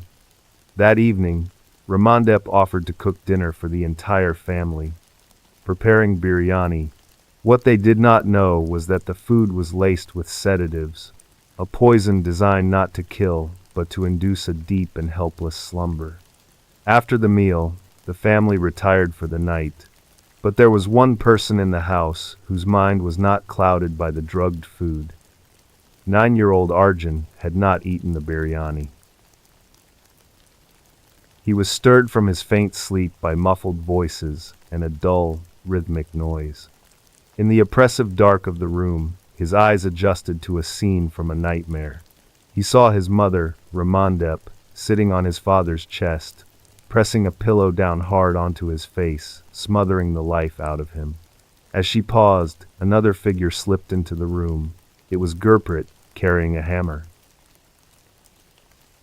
Arjun watched, paralyzed with a terror that stole the air from his lungs, as Gurprit raised the hammer and brought it down twice on his father's head. But they were not finished. Gurprit reached into his pocket and pulled out a knife, which he handed to Ramandep. Arjun squeezed his eyes shut, but he could not block out the sound as his mother took the knife and slit his father's throat. The next morning, Ramandep's performance began immediately, screaming that robbers had broken into the house and murdered her husband. For a few hours, her story held, but it was a lie too monstrous to be sustained, and it was her own son who would tear it apart.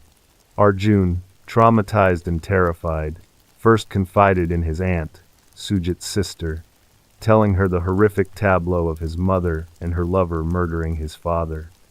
The story then tumbled out to the police.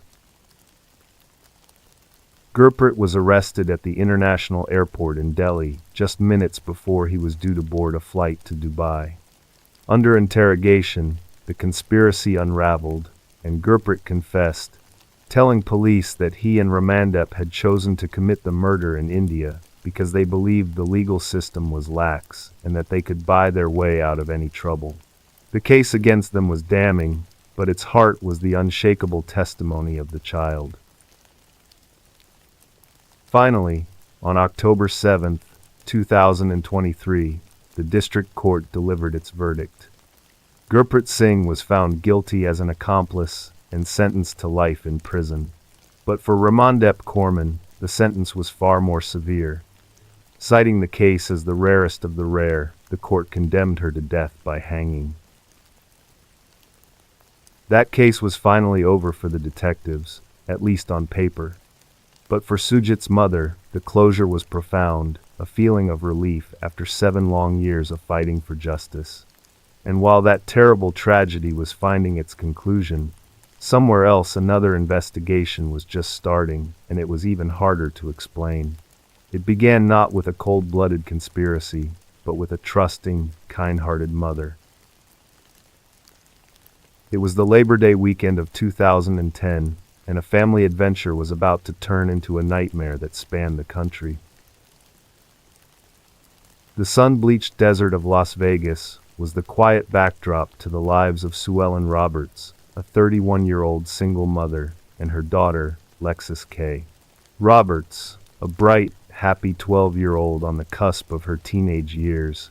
In the summer of 2010, a new thread was woven into their lives when Sue Ellen began dating Thomas Stephen Sanders, a man who worked at her storage facility, unassuming and seemingly ordinary. Unbeknownst to Sue Ellen, Sanders had a bizarre past. 16 years earlier, he had been declared legally dead after vanishing following his divorce. For about 2 months, they dated, and Sanders was gaining the trust of both mother and daughter. As the summer drew to a close, Sanders suggested a trip, a last hurrah over the Labor Day weekend to the Arizona Wildlife Park. On Friday, September 3, 2010, the day before they were due to leave, Sanders made a stop at a local Walmart, and the store's CCTV cameras captured his image as he purchased ammunition. The trip itself was unremarkable, and the last known images of Lexis and her mother alive were taken there in Arizona, smiling, caught in a moment of fleeting happiness. The journey home was when the mask of normality finally, terrifyingly slipped. As they drove back towards Nevada along Interstate 40, Sanders suddenly pulled the car off the highway, choosing a remote, desolate spot in the vast, empty expanse of the Arizona desert. What happened next was an act of brutal, cold-blooded murder. In a confession he would later make, Sanders admitted that he turned his gun on Sue Ellen Roberts and shot her in the head, her life ending in a flash of violence in the middle of the lonely desert landscape. For 12-year-old Lexis, the world imploded in that moment as she witnessed the murder of her mother. Sanders forced the terrified and grief-stricken child back into the car. He was now not just a murderer, but a kidnapper. His journey was not over. With Lexis as his captive, he began to drive, leaving the body of Sue Ellen Roberts behind and heading east into the heart of the country. For days they drove, the car becoming Lexis's prison, a mobile cage of terror and grief. His journey finally came to an end in the dense, swampy woodlands of Catahoula Parish, Louisiana, a place as far removed from the desert landscape of Arizona as one could imagine. It was here, in a secluded wooded area, that Sanders decided to silence his only witness. He took Lexis from the car and led her into the trees, and there, in the oppressive humidity of the Louisiana woods, he committed his second act of monstrous violence. He shot the 12-year-old girl 4 times, and not content with the bullets, he then took a knife and cut her throat. The discovery of Lexis's body on October 8, 2010, launched a massive multi-state investigation led by the FBI. Once she was identified as Lexis Roberts from Las Vegas, the pieces began to fall into place with horrifying speed, and Sanders, the man who was legally dead, became the prime suspect. He remained at large for just over a month, a phantom on the run. But on November 14, 2010, FBI agents and deputies converged on a truck stop in Gulfport, Mississippi, where the ghost was finally captured. Sanders was indicted by a federal grand jury on charges of kidnapping resulting in death and using a firearm in a crime of violence resulting in death. In September 2014, Thomas Stephen Sanders was found guilty, and the jury returned its verdict, imposing the death penalty on Sanders. That case was finally over for the detectives, at least on paper. But the story of Thomas Sanders and his crimes was not over, as it took another bizarre and politically charged turn. In December 2024, in the final weeks of his presidency, President Joe Biden commuted the federal death sentences of all inmates on death row, including Sanders. His sentence was changed to life in prison without the possibility of parole. The local prosecutor in Catahoula Parish was outraged, and he declared that if the federal government would not execute Sanders, the state of Louisiana would. In a bold and unprecedented move, a grand jury indicted Thomas Sanders on state charges for the first-degree murder of Lexis Roberts, effectively putting Sanders on trial for his life for a second time. That case was finally over for the detectives, at least on paper. But for the people who knew the victim, the long journey for justice was far from a simple end. And while that family was trying to live with what they had, somewhere else, another investigation was just starting, and it was even harder to explain. It began not with a kidnapping, but with a runner in the cornfields. It was the summer of 2018 in Brooklyn, Iowa, where a sense of small-town safety vanished overnight. The summer of 2018 in Brooklyn, Iowa, was like many before it, a season of long, sun-drenched days and the familiar rhythms of life in a small Midwestern town. For 20-year-old Molly Tibbetts, it was a summer of promise and possibility, as she was home from the University of Iowa, working at a local day camp and spending time with her family. On the evening of July 18, 2018, she laced up her running shoes and headed out for a jog, a familiar routine for the former cross-country runner.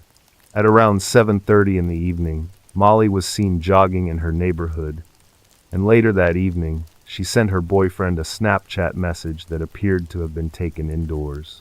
It was the last time anyone would hear from her. The next morning, Molly did not show up for her job at the day camp, and as the hours ticked by with no word from her, a sense of unease began to creep in. The search for Molly Tibbetts had begun, with family, friends, and neighbors fanning out across the town and surrounding countryside. As the days turned into weeks with no trace of Molly, the search intensified, with the FBI joining the effort.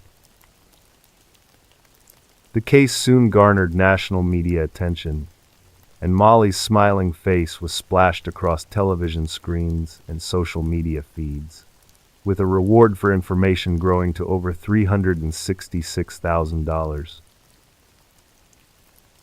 The community of Brooklyn, once a symbol of small-town safety and tranquility, was now gripped by fear and uncertainty. Then, a month after Molly's disappearance, there was a breakthrough. Investigators, painstakingly reviewing hours of surveillance footage from a local resident's security cameras, noticed a black Chevy Malibu that seemed to be following a lone female jogger. The vehicle was traced to a 24-year-old man named Christian Bahena Rivera, a farmhand who had been living in the area for several years. Rivera was an undocumented immigrant from Mexico who had been working at a local dairy farm. In a lengthy interview with police, Rivera eventually confessed to a chilling version of events. He admitted that he had seen Molly jogging and had found her attractive, but she had threatened to call the police. He claimed he had then blacked out, and the next thing he remembered was being in his car and realizing that Molly's body was in the trunk. He then led investigators to a remote cornfield where they found Molly's remains just as he had described. An autopsy would later reveal that she had died from multiple sharp force injuries. The news of Molly's death sent shockwaves through her community and the nation, and the grief was soon compounded by a bitter political debate. Rivera's status as an undocumented immigrant became a flashpoint in the national conversation about immigration. But Molly's family pushed back against the politicization of her death, with her father, Rob, pleading for people to remember his daughter not for the way she died, but for the way she lived. The trial began in May 2021, with the prosecution's case resting on the surveillance footage of Rivera's car, his confession to the police, and the discovery of Molly's DNA in the trunk of his car. In a stunning turn of events, Rivera took the stand in his own defense and testified that he had been kidnapped by two masked men who had forced him to participate in the crime. After 7 hours of deliberation, the jury reached a verdict of guilty of first-degree murder. Christian Bahena Rivera was sentenced to life in prison without the possibility of parole. That case was finally over for the detectives, at least on paper. But for the people who loved her, Molly's legacy of kindness was the final defiance against the darkness. And while that family was trying to live with what they had, somewhere else another investigation was just starting, and it was even harder to explain. It began not with a small-town tragedy, but with a woman abandoned on a desolate interstate. It was the March of 1993 in the Mojave Desert of California, and a ghost on the highway was about to vanish for 29 years. The sun rises hard and fast in the California desert. On March 30th, 1993, the light spilled over the jagged peaks of the Coxcomb Mountains, washing across the vast, empty expanse of Desert Center. This is a long, hot corridor of transients, a place of people going from somewhere to somewhere else. On that Tuesday morning, a maintenance worker was making a routine check of the eastbound Hayfield Road on-ramp when he saw something jarringly out of place. The shape resolved into a human form.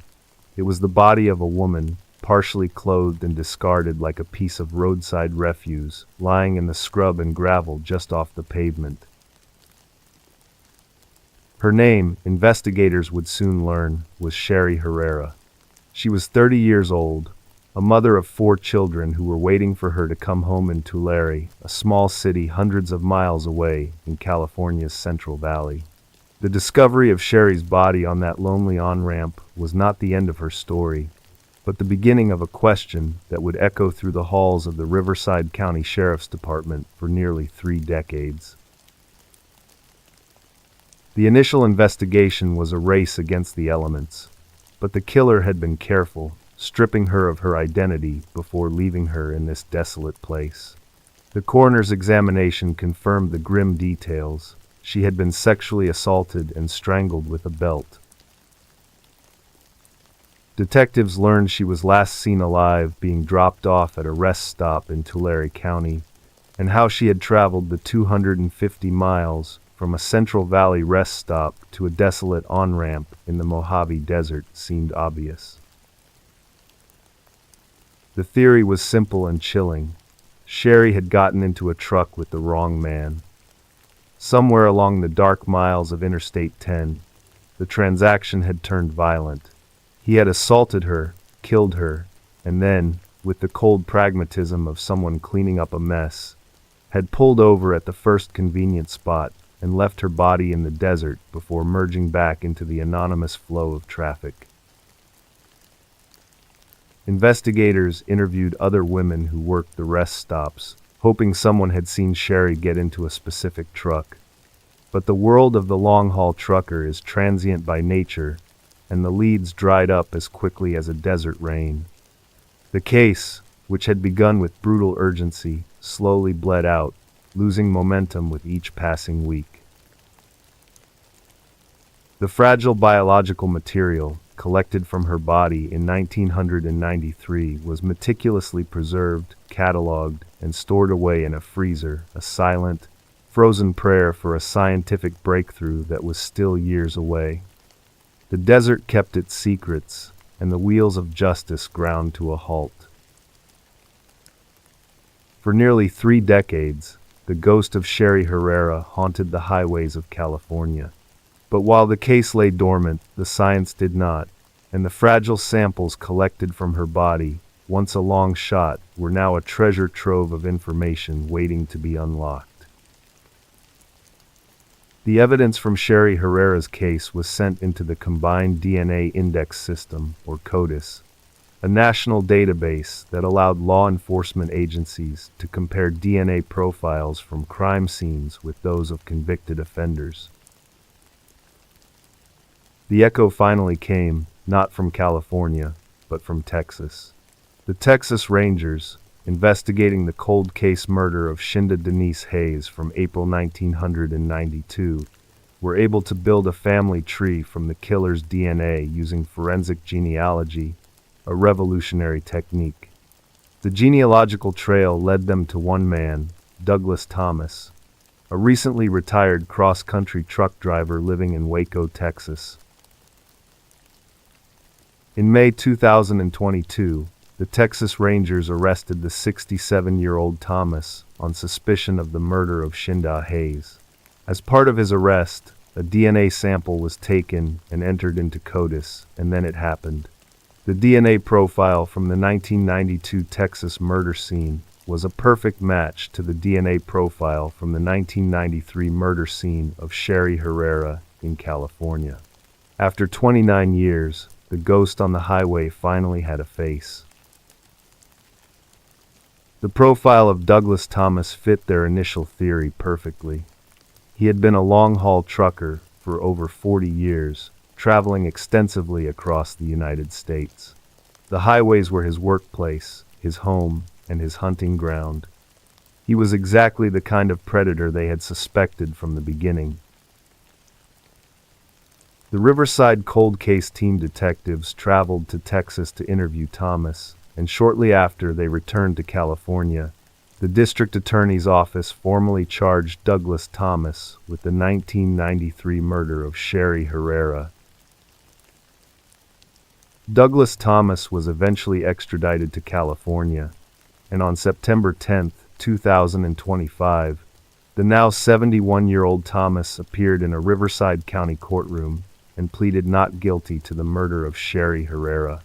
For the family of Sherry Herrera, it is the beginning of the final chapter in a story that has defined their lives for 3 decades. That case was finally over for the detectives, at least on paper. But for her family, the long wait for justice became a testament to the power of science and persistence. And while that family was trying to live with what they had, somewhere else, another investigation was just starting, and it was even harder to explain. It began not with an unknown predator, but with a death that happened behind the locked doors of an intelligence officer's flat. It was the warm August of 2010 in Pimlico, London, and a bizarre scene was about to challenge the establishment. The August air in Pimlico was thick and heavy, clinging to the elegant white stuccoed terraces of Alderney Street like a damp shroud. For 7 days, an unnerving silence had emanated from the usually responsive presence of Gareth Williams, a quiet and intensely private 31-year-old. Williams was a codebreaker, a mathematician of prodigious talent on a 3-year secondment to the Secret Intelligence Service, MI6, from the government's listening post, GCHQ. He was not the kind of man to simply disappear. Finally, the concern reached a tipping point, and a welfare check was ordered. 2 police officers arrived at Alderney Street that afternoon, and after consulting with the building's management, the decision was made to force entry. The first thing that hit the officers was the oppressive heat. The central heating in the flat was on, inexplicably turned up high, despite the summer outside. Then came the smell, now overwhelming, an insidious sweetness of decay. The flat was immaculate, almost sterile, with the living room neat and the kitchen tidy. A woman's wig, part of a collection of high-end female clothing and shoes, was draped over a chair, an incongruous detail in the otherwise Spartan apartment. The officers moved to the ensuite bathroom, and there it was. In the pristine white bathtub sat a large red North Face holdall. The bag was zipped shut, and a brass padlock secured the 2 zippers together. A forensic team was called, and when the bag was opened, the source of the smell and the heat's grim purpose became horrifyingly clear. Curled inside in the fetal position was the naked, decomposing body of a man. It was Gareth Williams. There were no obvious signs of injury, no marks of a struggle, but the position of the body, the locked bag, and the silent, sterile flat all suggested nothing about the scene was natural. The keys to the padlock were inside the bag, lying underneath his body. The death of the spy in the bag had begun, and with it a descent into a labyrinth of secrets, lies, and unanswered questions. Williams was a man of contrasts, a mathematical genius who was intensely private, and he was seconded to MI6 to work on sensitive projects, collaborating with American agencies. He was training to become an operational officer, a role that would have taken him far from the academic world and into the far more dangerous world of human intelligence. The decomposition of the body, accelerated by the heat in the flat, meant that the cause of death was impossible to determine with certainty, and the cause of death was officially unascertained. The focus, therefore, fell on the bag. How did he get inside, and how was it padlocked? The question became the central riddle of the case. 2 experts in escapology were consulted by the police, and they tried and failed repeatedly to lock themselves inside an identical bag in the same position, concluding it was impossible for Williams to have done so without assistance. There were no fingerprints from Williams found on the padlock, the zip, or even on the rim of the bath, suggesting he had not touched them. The investigation shifted from a possible accident to a probable murder, but there was no sign of forced entry into the flat. The Met's Counterterrorism Command, SO-15, was tasked with the investigation, but a public interest immunity certificate, signed by the Foreign Secretary, effectively drew a veil over the details of Williams's work. The official inquest into the death of Gareth Williams began in April 2012, nearly 2 years after the discovery of his body. The coroner, Dr. Fiona Wilcox, was scathing in her criticism of the intelligence service for their 7-day delay in raising the alarm. Dr. Wilcox also heard the central question of the bag in forensic detail, concluding that it was highly unlikely Williams had locked himself in.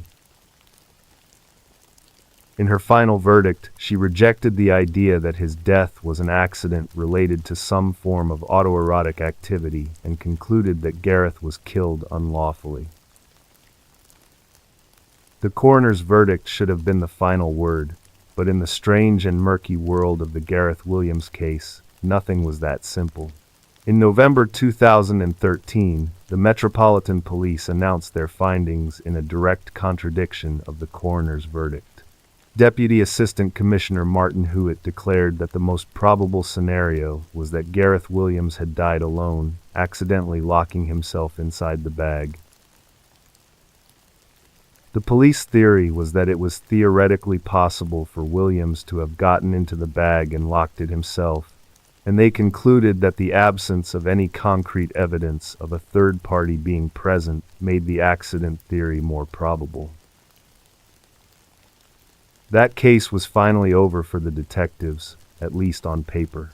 But for Gareth's family, the reversal was a devastating blow, and critics saw it as a desperate attempt by the establishment to close the book on a deeply embarrassing case. And while that family was trying to live with what they had, somewhere else, another investigation was just starting, and it was even harder to explain. It began not in a locked flat, but in a quiet suburban home. It was the warm November of 2005 in Northmead, Sydney, and an innocent arrival home was about to trigger a brutal, life-changing attack. Part 18. Lauren Huxley and the Fire Survival. The afternoon of November 9, 2005, settled over Northmead, a suburb of Sydney, with a familiar, warm embrace. For 18-year-old Lauren Huxley, the walk home from the local TAFE college was a routine she could have done with her eyes closed. It was a world of comfort, of safety, of the gentle, predictable rhythms of family life in the Huxley home, which was a sanctuary. On that warm Wednesday, Lauren let herself in, and to let the breeze flow through, she opened the French doors at the back. This was a simple act that would unknowingly invite a nightmare into their lives. The house was empty, holding no hint of the malevolence that had already crept inside. Lauren had no memory of what happened next, a mercy her mind granted her in the face of unimaginable horror. But the evidence left behind, a brutal tableau of violence, told a story of a terrifying and desperate struggle. It is believed that he was already inside. Robert Black Farmer, a 36-year-old career criminal, ambushed her there. The attack likely began the moment she stepped through those open doors, and a violent chase ensued, a terrifying pursuit through the rooms that had once been her safe haven. The struggle spilled from the house into the yard, a desperate flight for her life that ended in the garage. It was there on the concrete floor of the family garage that the true savage nature of the attack was unleashed. Armed with a pair of heavy fibro cutters, Farmer beat her with a ferocity that was almost incomprehensible, striking her again and again, the blows shattering her skull and fracturing her eye sockets. But the brutality did not end there. As Lauren lay broken and unconscious on the garage floor, her attacker's cruelty escalated. He bound her with electrical cords, her body a canvas for his depravity. Then, in a final chilling act, he drenched her in petrol, intending to erase all evidence of his crime and Lauren herself in a cleansing inferno. He walked back into the kitchen, a place of family meals and shared moments, and set the house on fire. In a twist of fate that would ultimately save Lauren's life, the fire shot straight up into the roof cavity rather than consuming the garage where she lay. As the inferno raged, neighbors saw the smoke and flames and made the frantic calls that would shatter the Huxley family's world. Senior Constable Danny Eade, the first officer on the scene, made his way to the garage. He opened the door and peered into the smoky shadows, at first thinking he was looking at a mannequin. It was only when he heard a faint gargling noise that the horrifying reality crashed down upon him. This was a person, horribly injured, but somehow miraculously still alive. Lauren arrived at Westmead Hospital, a barely recognizable human form. Her skull was shattered, her eye sockets fractured, and brain fluid was leaking from her nose. The doctors who received her gave her a mere 5% chance of survival. "You make her live, and we'll handle the rest," her father, Pat Huxley, insisted to the medical staff. For 23 agonizing days, Lauren lay in an induced coma. The breakthrough came on December 1st, 2005, when police arrested Robert Black Farmer. When Lauren finally emerged from her coma, she was a stranger in her own body, with no memory of the attack, a blank space where the horror should have been. She had to relearn everything: how to talk, how to walk, how to eat. She underwent a series of grueling surgeries, her shattered skull painstakingly reconstructed with 28 titanium plates. In May 2008, the jury found Robert Black Farmer guilty on all charges, including attempted murder. He was sentenced to 24.5 years in prison, with a non-parole period of 20 years. That case was finally over for the detectives, at least on paper.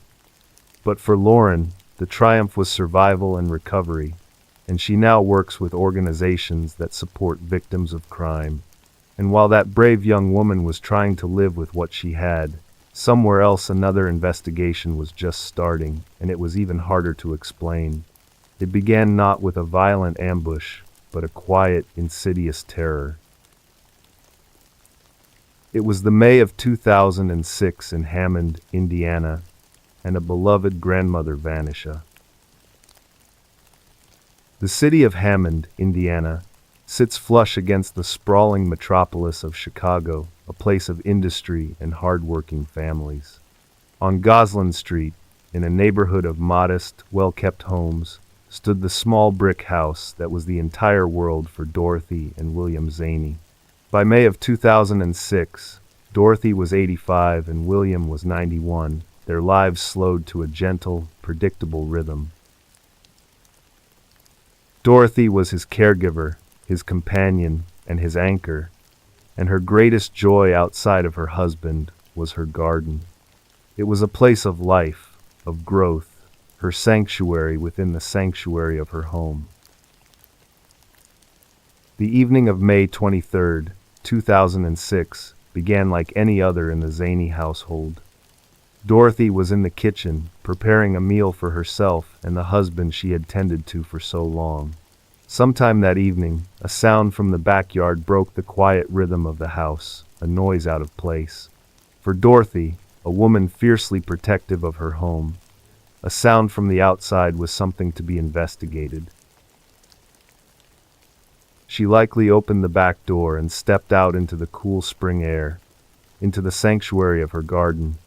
She never came back. Inside, William waited, trapped in his wheelchair as the house filled with smoke from the burning pot on the stove.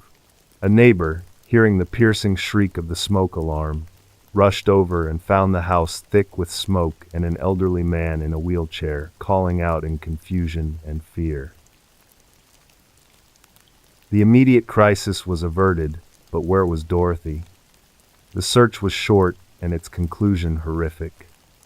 There in the backyard, amidst the budding flowers, lay Dorothy Zaney. She had been brutally, savagely attacked.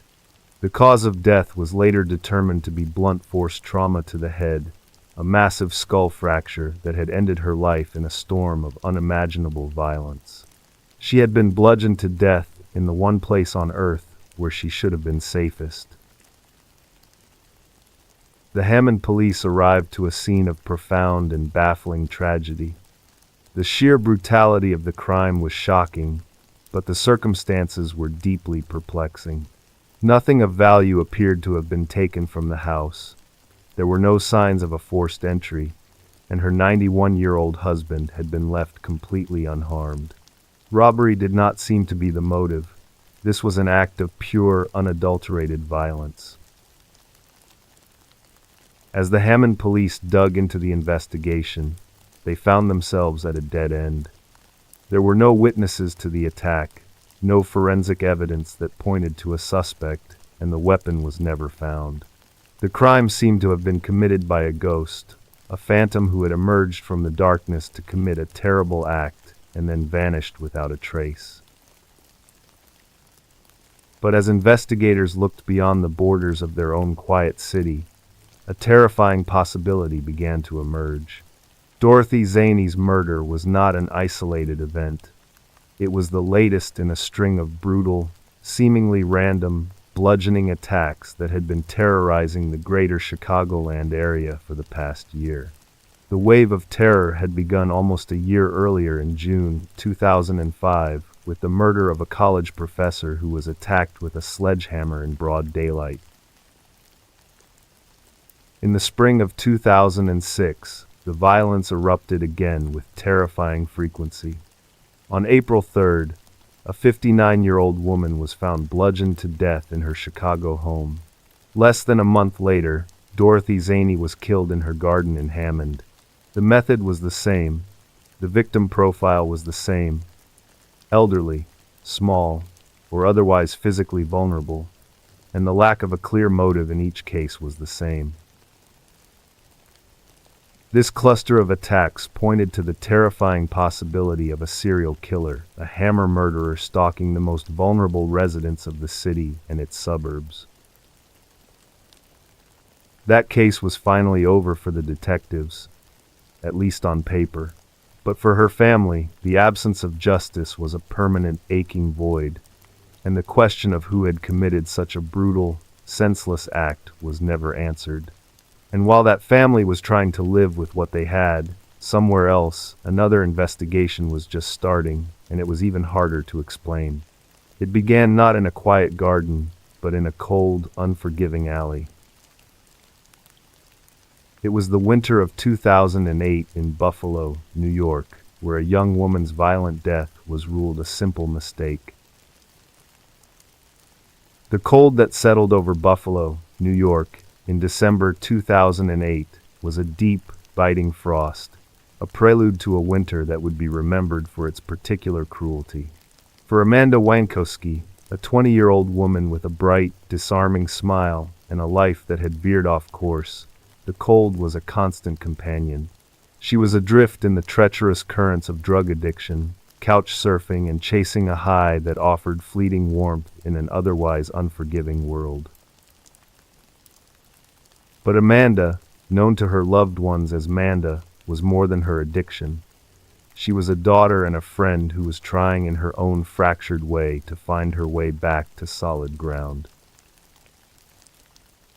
The last time her mother, Leslie Brill Mazzaroli, saw her daughter was on December 4th. A brief, ordinary mother-daughter exchange that gave no hint of the finality to come. The next day, the line that connected them went slack. Amanda Wankowski vanished into the unforgiving cold of the city. The last person known to have seen Amanda alive was a man named Adam Patterson, a casual acquaintance whose couch she had been staying on. He claimed she was there to meet a man known as Justice, a street name for a deal gone bad in a dangerous neighborhood on Buffalo's east side. Patterson claimed he waited for her, grew impatient, and left. She was never seen alive again. 5 weeks later, on January 9th, 2009, the waiting ended in the most grotesque and horrifying way imaginable. A sanitation worker, making his rounds in an alley on the east side, came across a city-issued garbage tote standing next to a church. When he went to empty it, he found it was unnaturally heavy. The body of Amanda Wankowski was found, naked and frozen solid, stuffed head first into the trash can. She had been beaten, her body a frozen tableau of violence and desecration, an object discarded with the city's refuse. The discovery of Amanda's body should have been the catalyst for an immediate and intense homicide investigation. Yet, from the very beginning, the official response was characterized by a bizarre and infuriating inertia. The Erie County Medical Examiner's Office, the agency tasked with speaking for the dead, offered a conclusion that defied all logic and visual evidence. The official cause of death was ruled an accidental opiate overdose. The ruling was a devastating blow to Amanda's family, as it effectively shut down the possibility of a criminal investigation. The glaring evidence of violence, the large finger-shaped bruises on her neck, the defensive wounds on her arms, and the sheer fact of how and where her body was found was ignored, swept aside by a narrative that was as convenient as it was implausible. Leslie Brill Mazzaroli, a woman of formidable strength, refused to accept it. Her daughter had not just died, she had been erased. Leslie and her family hired their own experts to challenge the county's findings. A second autopsy found clear evidence of strangulation, with tissue damage and petechial hemorrhaging, a classic hallmark of manual strangulation or suffocation. There were also defensive wounds on her arms, the silent testimony of a woman fighting off her attacker. The report also highlighted a crucial scientific inconsistency in the overdose theory, suggesting that her body did not have time to process the drugs before she died, a fact more consistent with a sudden violent death than a slow overdose. A prime suspect in Amanda's murder had already emerged, the man known as Justice, the person Amanda was allegedly going to meet on the night she disappeared, was identified as Antoine Garner. He lived across the street from where the garbage tote containing Amanda's body was found, and he admitted to hiring Amanda for sex that night, placing him with her in the critical hours before she vanished. In the years that followed, Garner was convicted for a series of brutal crimes against other women, including strangling a prostitute, a crime that echoed the findings of the independent pathologists in Amanda's case. The injustice was so blatant that it led to legislative change. In 2015, Amanda Lynn's law was passed in New York State, making the improper disposal of a body a felony. It was a small posthumous victory, but it did nothing to bring her killer to justice. As of today, more than 15 years after her frozen body was discovered, Amanda Wankowski's death is still officially listed as an accident. That case was finally over for the detectives, at least on paper. But for her mother, the fight for justice continues, a relentless demand for accountability against a system that looked at a naked, beaten, frozen body in a garbage can and chose to see an accident. And while that brave mother was fighting for what she had, somewhere else, another investigation was just starting, and it was even harder to explain. It began not with a missing person, but with a forgotten body. It was the warm August of 2025 in South Texas, where a 20-year-old mystery was about to be solved by cutting-edge forensic technology. The sun-scorched expanse of South Texas, where the sky is a vast and unforgiving canvas, lies the small town of Cotulla, a place where memories are long and closely held. In the summer of 2005, Cotulla was shattered by a crime so brutal and senseless that its aftershocks would ripple through the community for 2 decades. Valerie Laguna was 26 years old, vibrant and full of the quiet joy that comes with expecting a child, as she was 8 months pregnant. Her world was filled with plans and dreams for the baby she was just weeks away from holding in her arms. In the pre-dawn hours of July 19, 2005, her future was stolen from her in an act of unimaginable violence. Later that day, as the Texas sun beat down, her body was found in a place of quiet reverence, the Cristo Rey Cemetery. The scene that awaited investigators was one of desecration and horror. Valerie had been beaten, strangled, and sexually assaulted, with the cause of death determined as blunt force trauma to the head. Her unborn child, a life that had barely begun, was lost with her, sending a wave of shock and grief through Cotulla. The initial investigation was a frantic search for answers, with the LaSalle County Sheriff's Office and the Texas Rangers working tirelessly to chase down leads. They knew the killer was likely someone local, someone who knew the quiet, lonely roads of Cotulla. But despite their best efforts, the leads dried up, and the case, like so many others, grew cold. For Valerie's family, the years that followed were an agonizing limbo of grief without closure. But in the heart of Cotulla, Valerie was not forgotten. For nearly 2 decades, the case file for Valerie Laguna gathered dust, a monument to a mystery that seemed destined to remain unsolved.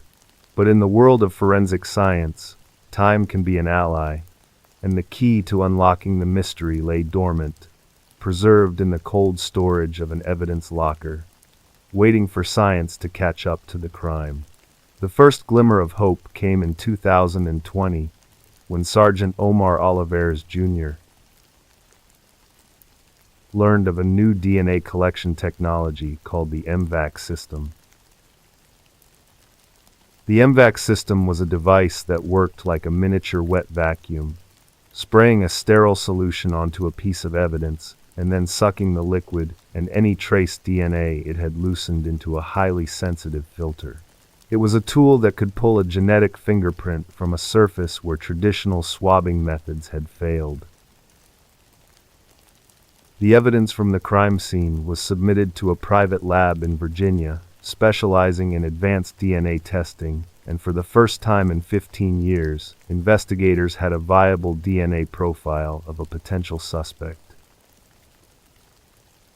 Investigators then received support from the Texas Department of Public Safety's Sexual Assault Kit initiative, which allowed them to begin testing the DNA of individuals who had been connected to the case, however peripherally, over the years. Slowly, painstakingly, they began to narrow the field, eventually obtaining a direct DNA sample that clicked the genetic puzzle into place. After 20 years of silence, the ghost had a name, Saul Gonzalez. He was 66 years old, a resident of Cotulla, a man who had lived in the same small town as Valerie, breathing the same air and walking the same streets for 2 decades, all while carrying the secret of his monstrous crime. Investigators learned that he had known Valerie, though the nature of their relationship remains unclear. And what was clear was that he was not the father of her unborn child. On August 29, 2025, a LaSalle County grand jury indicted Saul Gonzalez on a charge of capital murder. He was arrested without incident by the Texas Rangers at a local travel center. The news of the arrest was a seismic event in Cotulla, a communal exhalation, a release of 2 decades of pent-up grief and frustration. That case was finally over for the detectives, at least on paper. But for Valerie's family and a community that waited 20 years for an answer, the light of justice had finally broken through. And while that family was trying to live with what they had, somewhere else, another investigation was just starting, and it was even harder to explain. It began not with a cold case file, but with a seemingly innocuous neighbor. It was the warm July of 1998 in East Milton, Florida, and a morning coffee invitation was about to turn deadly. The city of East Milton, Florida, a sleepy community nestled between sprawling forests and the glittering expanse of Pensacola Bay, was the setting for the quiet life of Cynthia Campbell. Cynthia was a 41-year-old devoted lawyer who specialized in civil rights and family law, channeling her desire to aid the vulnerable into an unyielding pursuit of truth for the underserved. She lived a stable life in a modest single-story home, focusing on her career but maintaining close ties with her parents back in Pittsburgh. Unbeknownst to her, danger lurked just next door in the form of Norman Merle Grimm Jr., a 38-year-old man whose darkness would shatter her world. Norman was a man with a lifetime of simmering rage, a former soldier with a discharge shadowed by a court-martial for insubordination, and a criminal history that included a conviction for aggravated battery after attacking a woman in a bar. After serving 5 years in prison, he was paroled in 1992 and relocated to East Milton, taking a quiet job as a maintenance worker. Psychological evaluations later revealed he suffered from antisocial personality disorder, a condition marked by a profound lack of empathy. The morning of July 27, 1998, dawned muggy.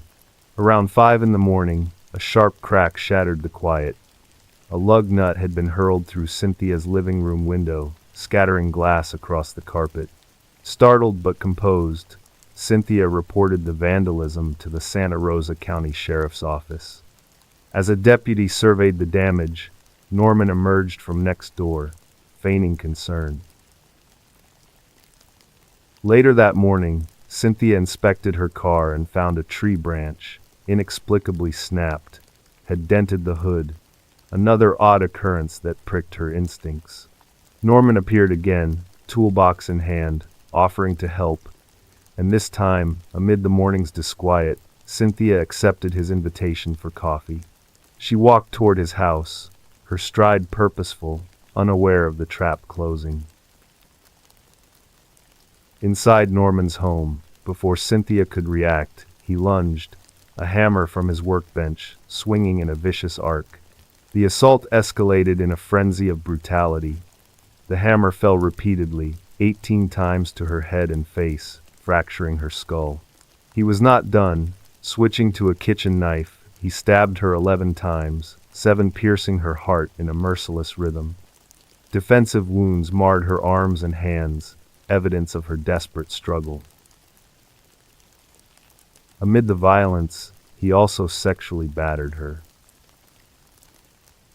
Cynthia's struggles weakened until life ebbed away in a pool of her own blood on the worn linoleum. Norman then wrapped her body in green carpet remnants and old sheets, binding it with rope and duct tape. By late morning, he drove to the Pensacola Bay Bridge, where he heaved the package into the churning waters below. 2 hours later, a fisherman hooked something unusual amid the mullet. Reeling in, he found the carpet-wrapped bundle bobbing, waterlogged but intact, and the grisly discovery of Cynthia's body unfolded. Investigators quickly zeroed in on Norman.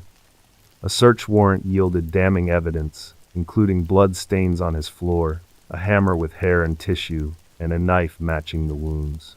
Questioned at the station, Norman maintained innocence, but eventually fled, ditching his vehicle and hitchhiking west. Days later, Oklahoma State troopers cornered him at a relative's farmhouse near Tulsa, and he peacefully surrendered. The trial in Santa Rosa County Courthouse gripped the community. The jury viewed autopsy photos that turned stomachs, and the prosecutor methodically linked the evidence, from the timeline to Norman's persistent coffee invitations as lures. Norman, however, forbade mitigating evidence, flatly telling his defense attorney, "I did it," a choice that sealed his fate. The jury convicted him unanimously, and reviewing the savagely brutal act, the judge imposed the death sentence. That case was finally over for the detectives, at least on paper. Decades later, at 65, Norman waived his appeals, and on October 28, 2025, he was strapped to the gurney at Florida State Prison. The three-drug cocktail flowed, and he was pronounced dead, ending the long, dark chapter of a life stolen.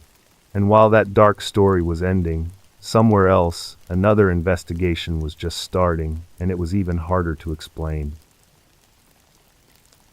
It began not with a hardened criminal, but with a seemingly good man buckling under financial strain. It was the summer of 2018 in a Midwestern American town, where a shared dream turned into a desperate cover-up. In the quiet suburbs of a mid-sized American town, the lives of Jonathan Granados and Lena Diola unfolded in ways that no one could have predicted. Jonathan, a man in his late 30s with a steady job at a local auto repair shop, and Lena, his wife of 5 years and a 35-year-old schoolteacher, were a marriage built on hope.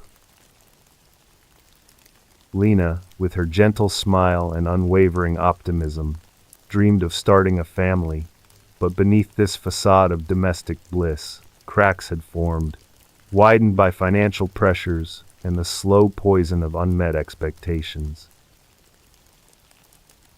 Arguments started over little things, unpaid bills, and Lena's growing insistence on starting a family when Jonathan felt they weren't ready, his voice edged with frustration. As winter approached, the strain intensified, with medical bills for Jonathan's mother adding to their mounting debts. Jonathan snapped more often, his temper flaring, and rumors began circulating in their tight-knit community of him being seen with a coworker, a young woman from the shop named Carla.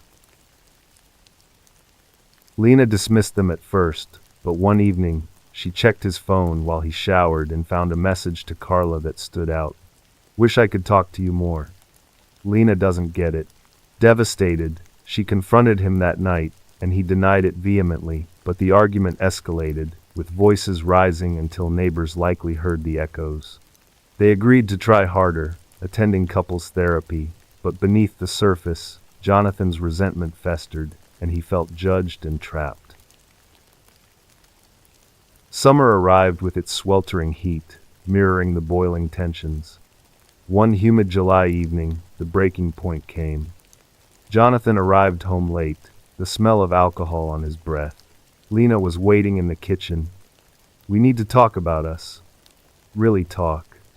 His response was an outburst, a torrent of accusations about her nagging and how she didn't understand the pressure he was under. The argument spilled into the living room, furniture pushed aside as voices rose.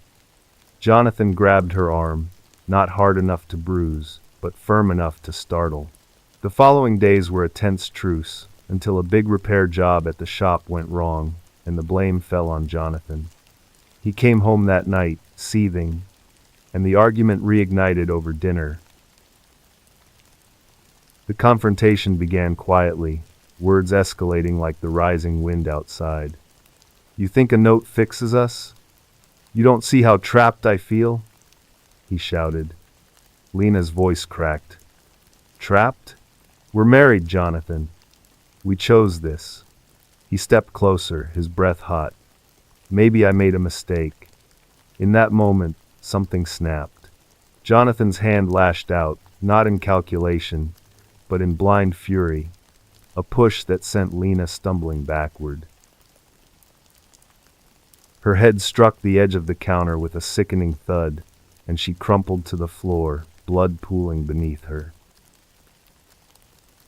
Panic seized him. He checked her pulse, faint, then gone. What followed was a blur of desperation. He carried her body to the garage, wrapping it in an old tarp from his tools. The rain started then, pounding the roof like judgment.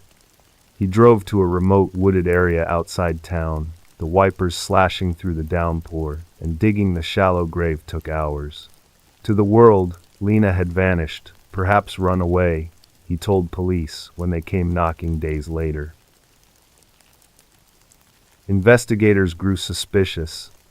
and a search of their home revealed traces of blood missed in his frantic cleaning. Confronted, Jonathan cracked, confessing in a tear-streaked interrogation room, "It was an accident. I didn't mean." The trial was a media storm, and the jury convicted him of second-degree murder, sentencing him to 25 years in prison. That case was finally over for the detectives, at least on paper. But for Lena's friends and family, her story echoed as a reminder of love's fragility and the cost of silence. And while that family was trying to live with what they had, somewhere else another investigation was just starting, and it was even harder to explain. It began not with a push, but with a quiet disappearance. It was the autumn of 1974 in Memphis, Tennessee, and a young man vanished, beginning a 48-year mystery. In the humid embrace of a Memphis autumn in 1974, 19-year-old Charles Howard Wallace was a lanky young man with a quiet demeanor that masked the storms brewing inside him. Charles had fallen into the grip of addiction, and seeking a way out, he entered a halfway house in downtown Memphis. The last time his mother, Evelyn, heard her son's voice was over a crackling phone line in late October, as he spoke of plans to find work and promised to visit soon. But as the weeks turned to months, the call stopped, and by spring 1975, Evelyn learned that Charles had left the halfway house abruptly, his bed empty for months. No one knew where he had gone, and the family searched in the ways they could, posting flyers in laundromats and diners, but the officers were overworked, and the missing person report faded. As 1975 faded into 1976, the searches grew less frequent, the hope dimmer, and the family was left to wonder if he was out there or lost forever. Across the Mississippi River in the flat, fertile lands of eastern Arkansas, the year 1977 dawned cold and unforgiving. On January 13, 1977, a farmer named Elias Thornton was plowing his field a few miles west of Marianna when the plow hit something unyielding. Kicking away the dirt, Elias uncovered bones, human bones, scattered and bleached by exposure. The remains were partial, skeletal, belonging to a male estimated between 16 and 30 years old, dead for anywhere from 6 months to 5 years. The man became a John Doe, filed away in dusty cabinets, his story reduced to a case number. Years blurred into decades, and the John Doe file was dusted off periodically, cross-referenced with national databases when they emerged. By the 2010s, technology began to shift the landscape of cold cases, and DNA analysis became a powerhouse. In March 2024, the Arkansas State Police Cold Case Unit turned their eyes to Lee County John Doe. They extracted DNA from the skeletal remains and partnered with a Texas lab called Othram, pioneers in forensic genetic genealogy. Months passed, and in June 2025, a report arrived. The remains tentatively matched Charles Howard Wallace, a missing man from Memphis. The genealogy traced 2 possible relatives in Tennessee, and detectives drove to Tennessee, meeting Evelyn, now in her 80s, who was frail but sharp-eyed. When they explained the DNA link, her hand flew to her mouth, tears carving paths down weathered cheeks. "My boy," she whispered, the word carrying 50 years of ache. A relative provided a DNA sample, and on September 2nd, 2025, confirmation came. The bones were Charles's. The suspense of those lost years, the emotional weight of unanswered grief, had found resolution. Evelyn placed a small marker near her garden, a simple stone engraved with Charles's name and dates. The identification brought long overdue answers, but questions lingered. The circumstances of his death remained shrouded, with no trauma evident, but the isolation of the field suggesting foul play or accident. That case was finally over for the detectives, at least on paper. But for his mother, the tale of connection reclaimed from oblivion was a testament to unyielding love and the fact that even in death, stories seek their ending. And while that family was trying to live with what they had, we must now take all of the terrible stories that have come before and finally ask the question, what was the point? The chilling answer lies in the case we left unresolved, the one that exposed the true cost of indifference.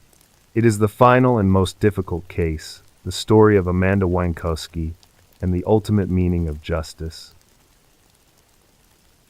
The story of Amanda Wankowski, a 20-year-old woman found naked and frozen solid, stuffed headfirst into a city-issued garbage tote on a cold street in Buffalo, New York, is the single most important and difficult case we have told.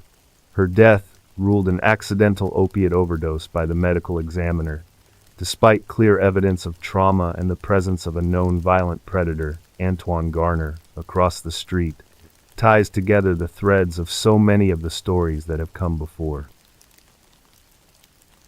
It is the story of systemic failure, where the most vulnerable members of society are victimized twice, first by their attacker, and then by the very system that is supposed to protect them.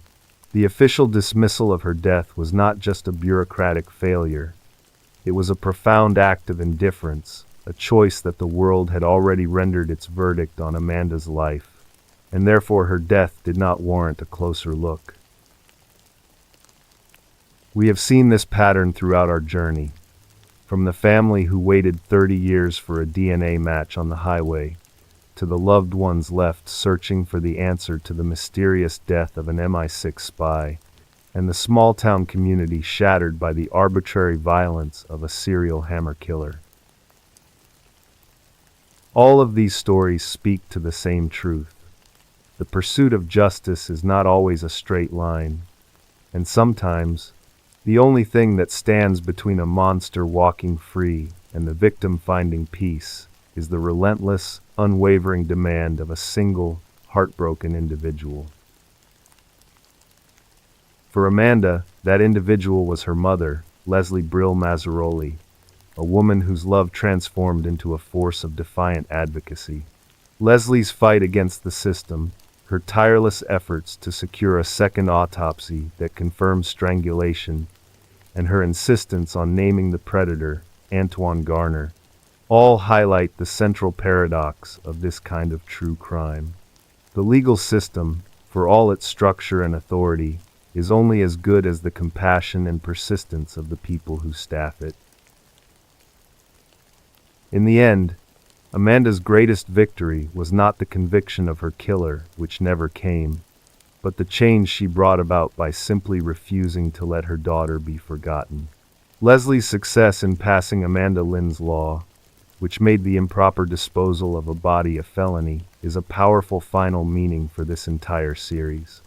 It is a testament to the idea that even in the face of the ultimate injustice, a victim's life can still inspire change and protect others. The law itself is a monument to the fact that Amanda's body, which was treated with less respect than common trash, became the catalyst for a permanent legal safeguard.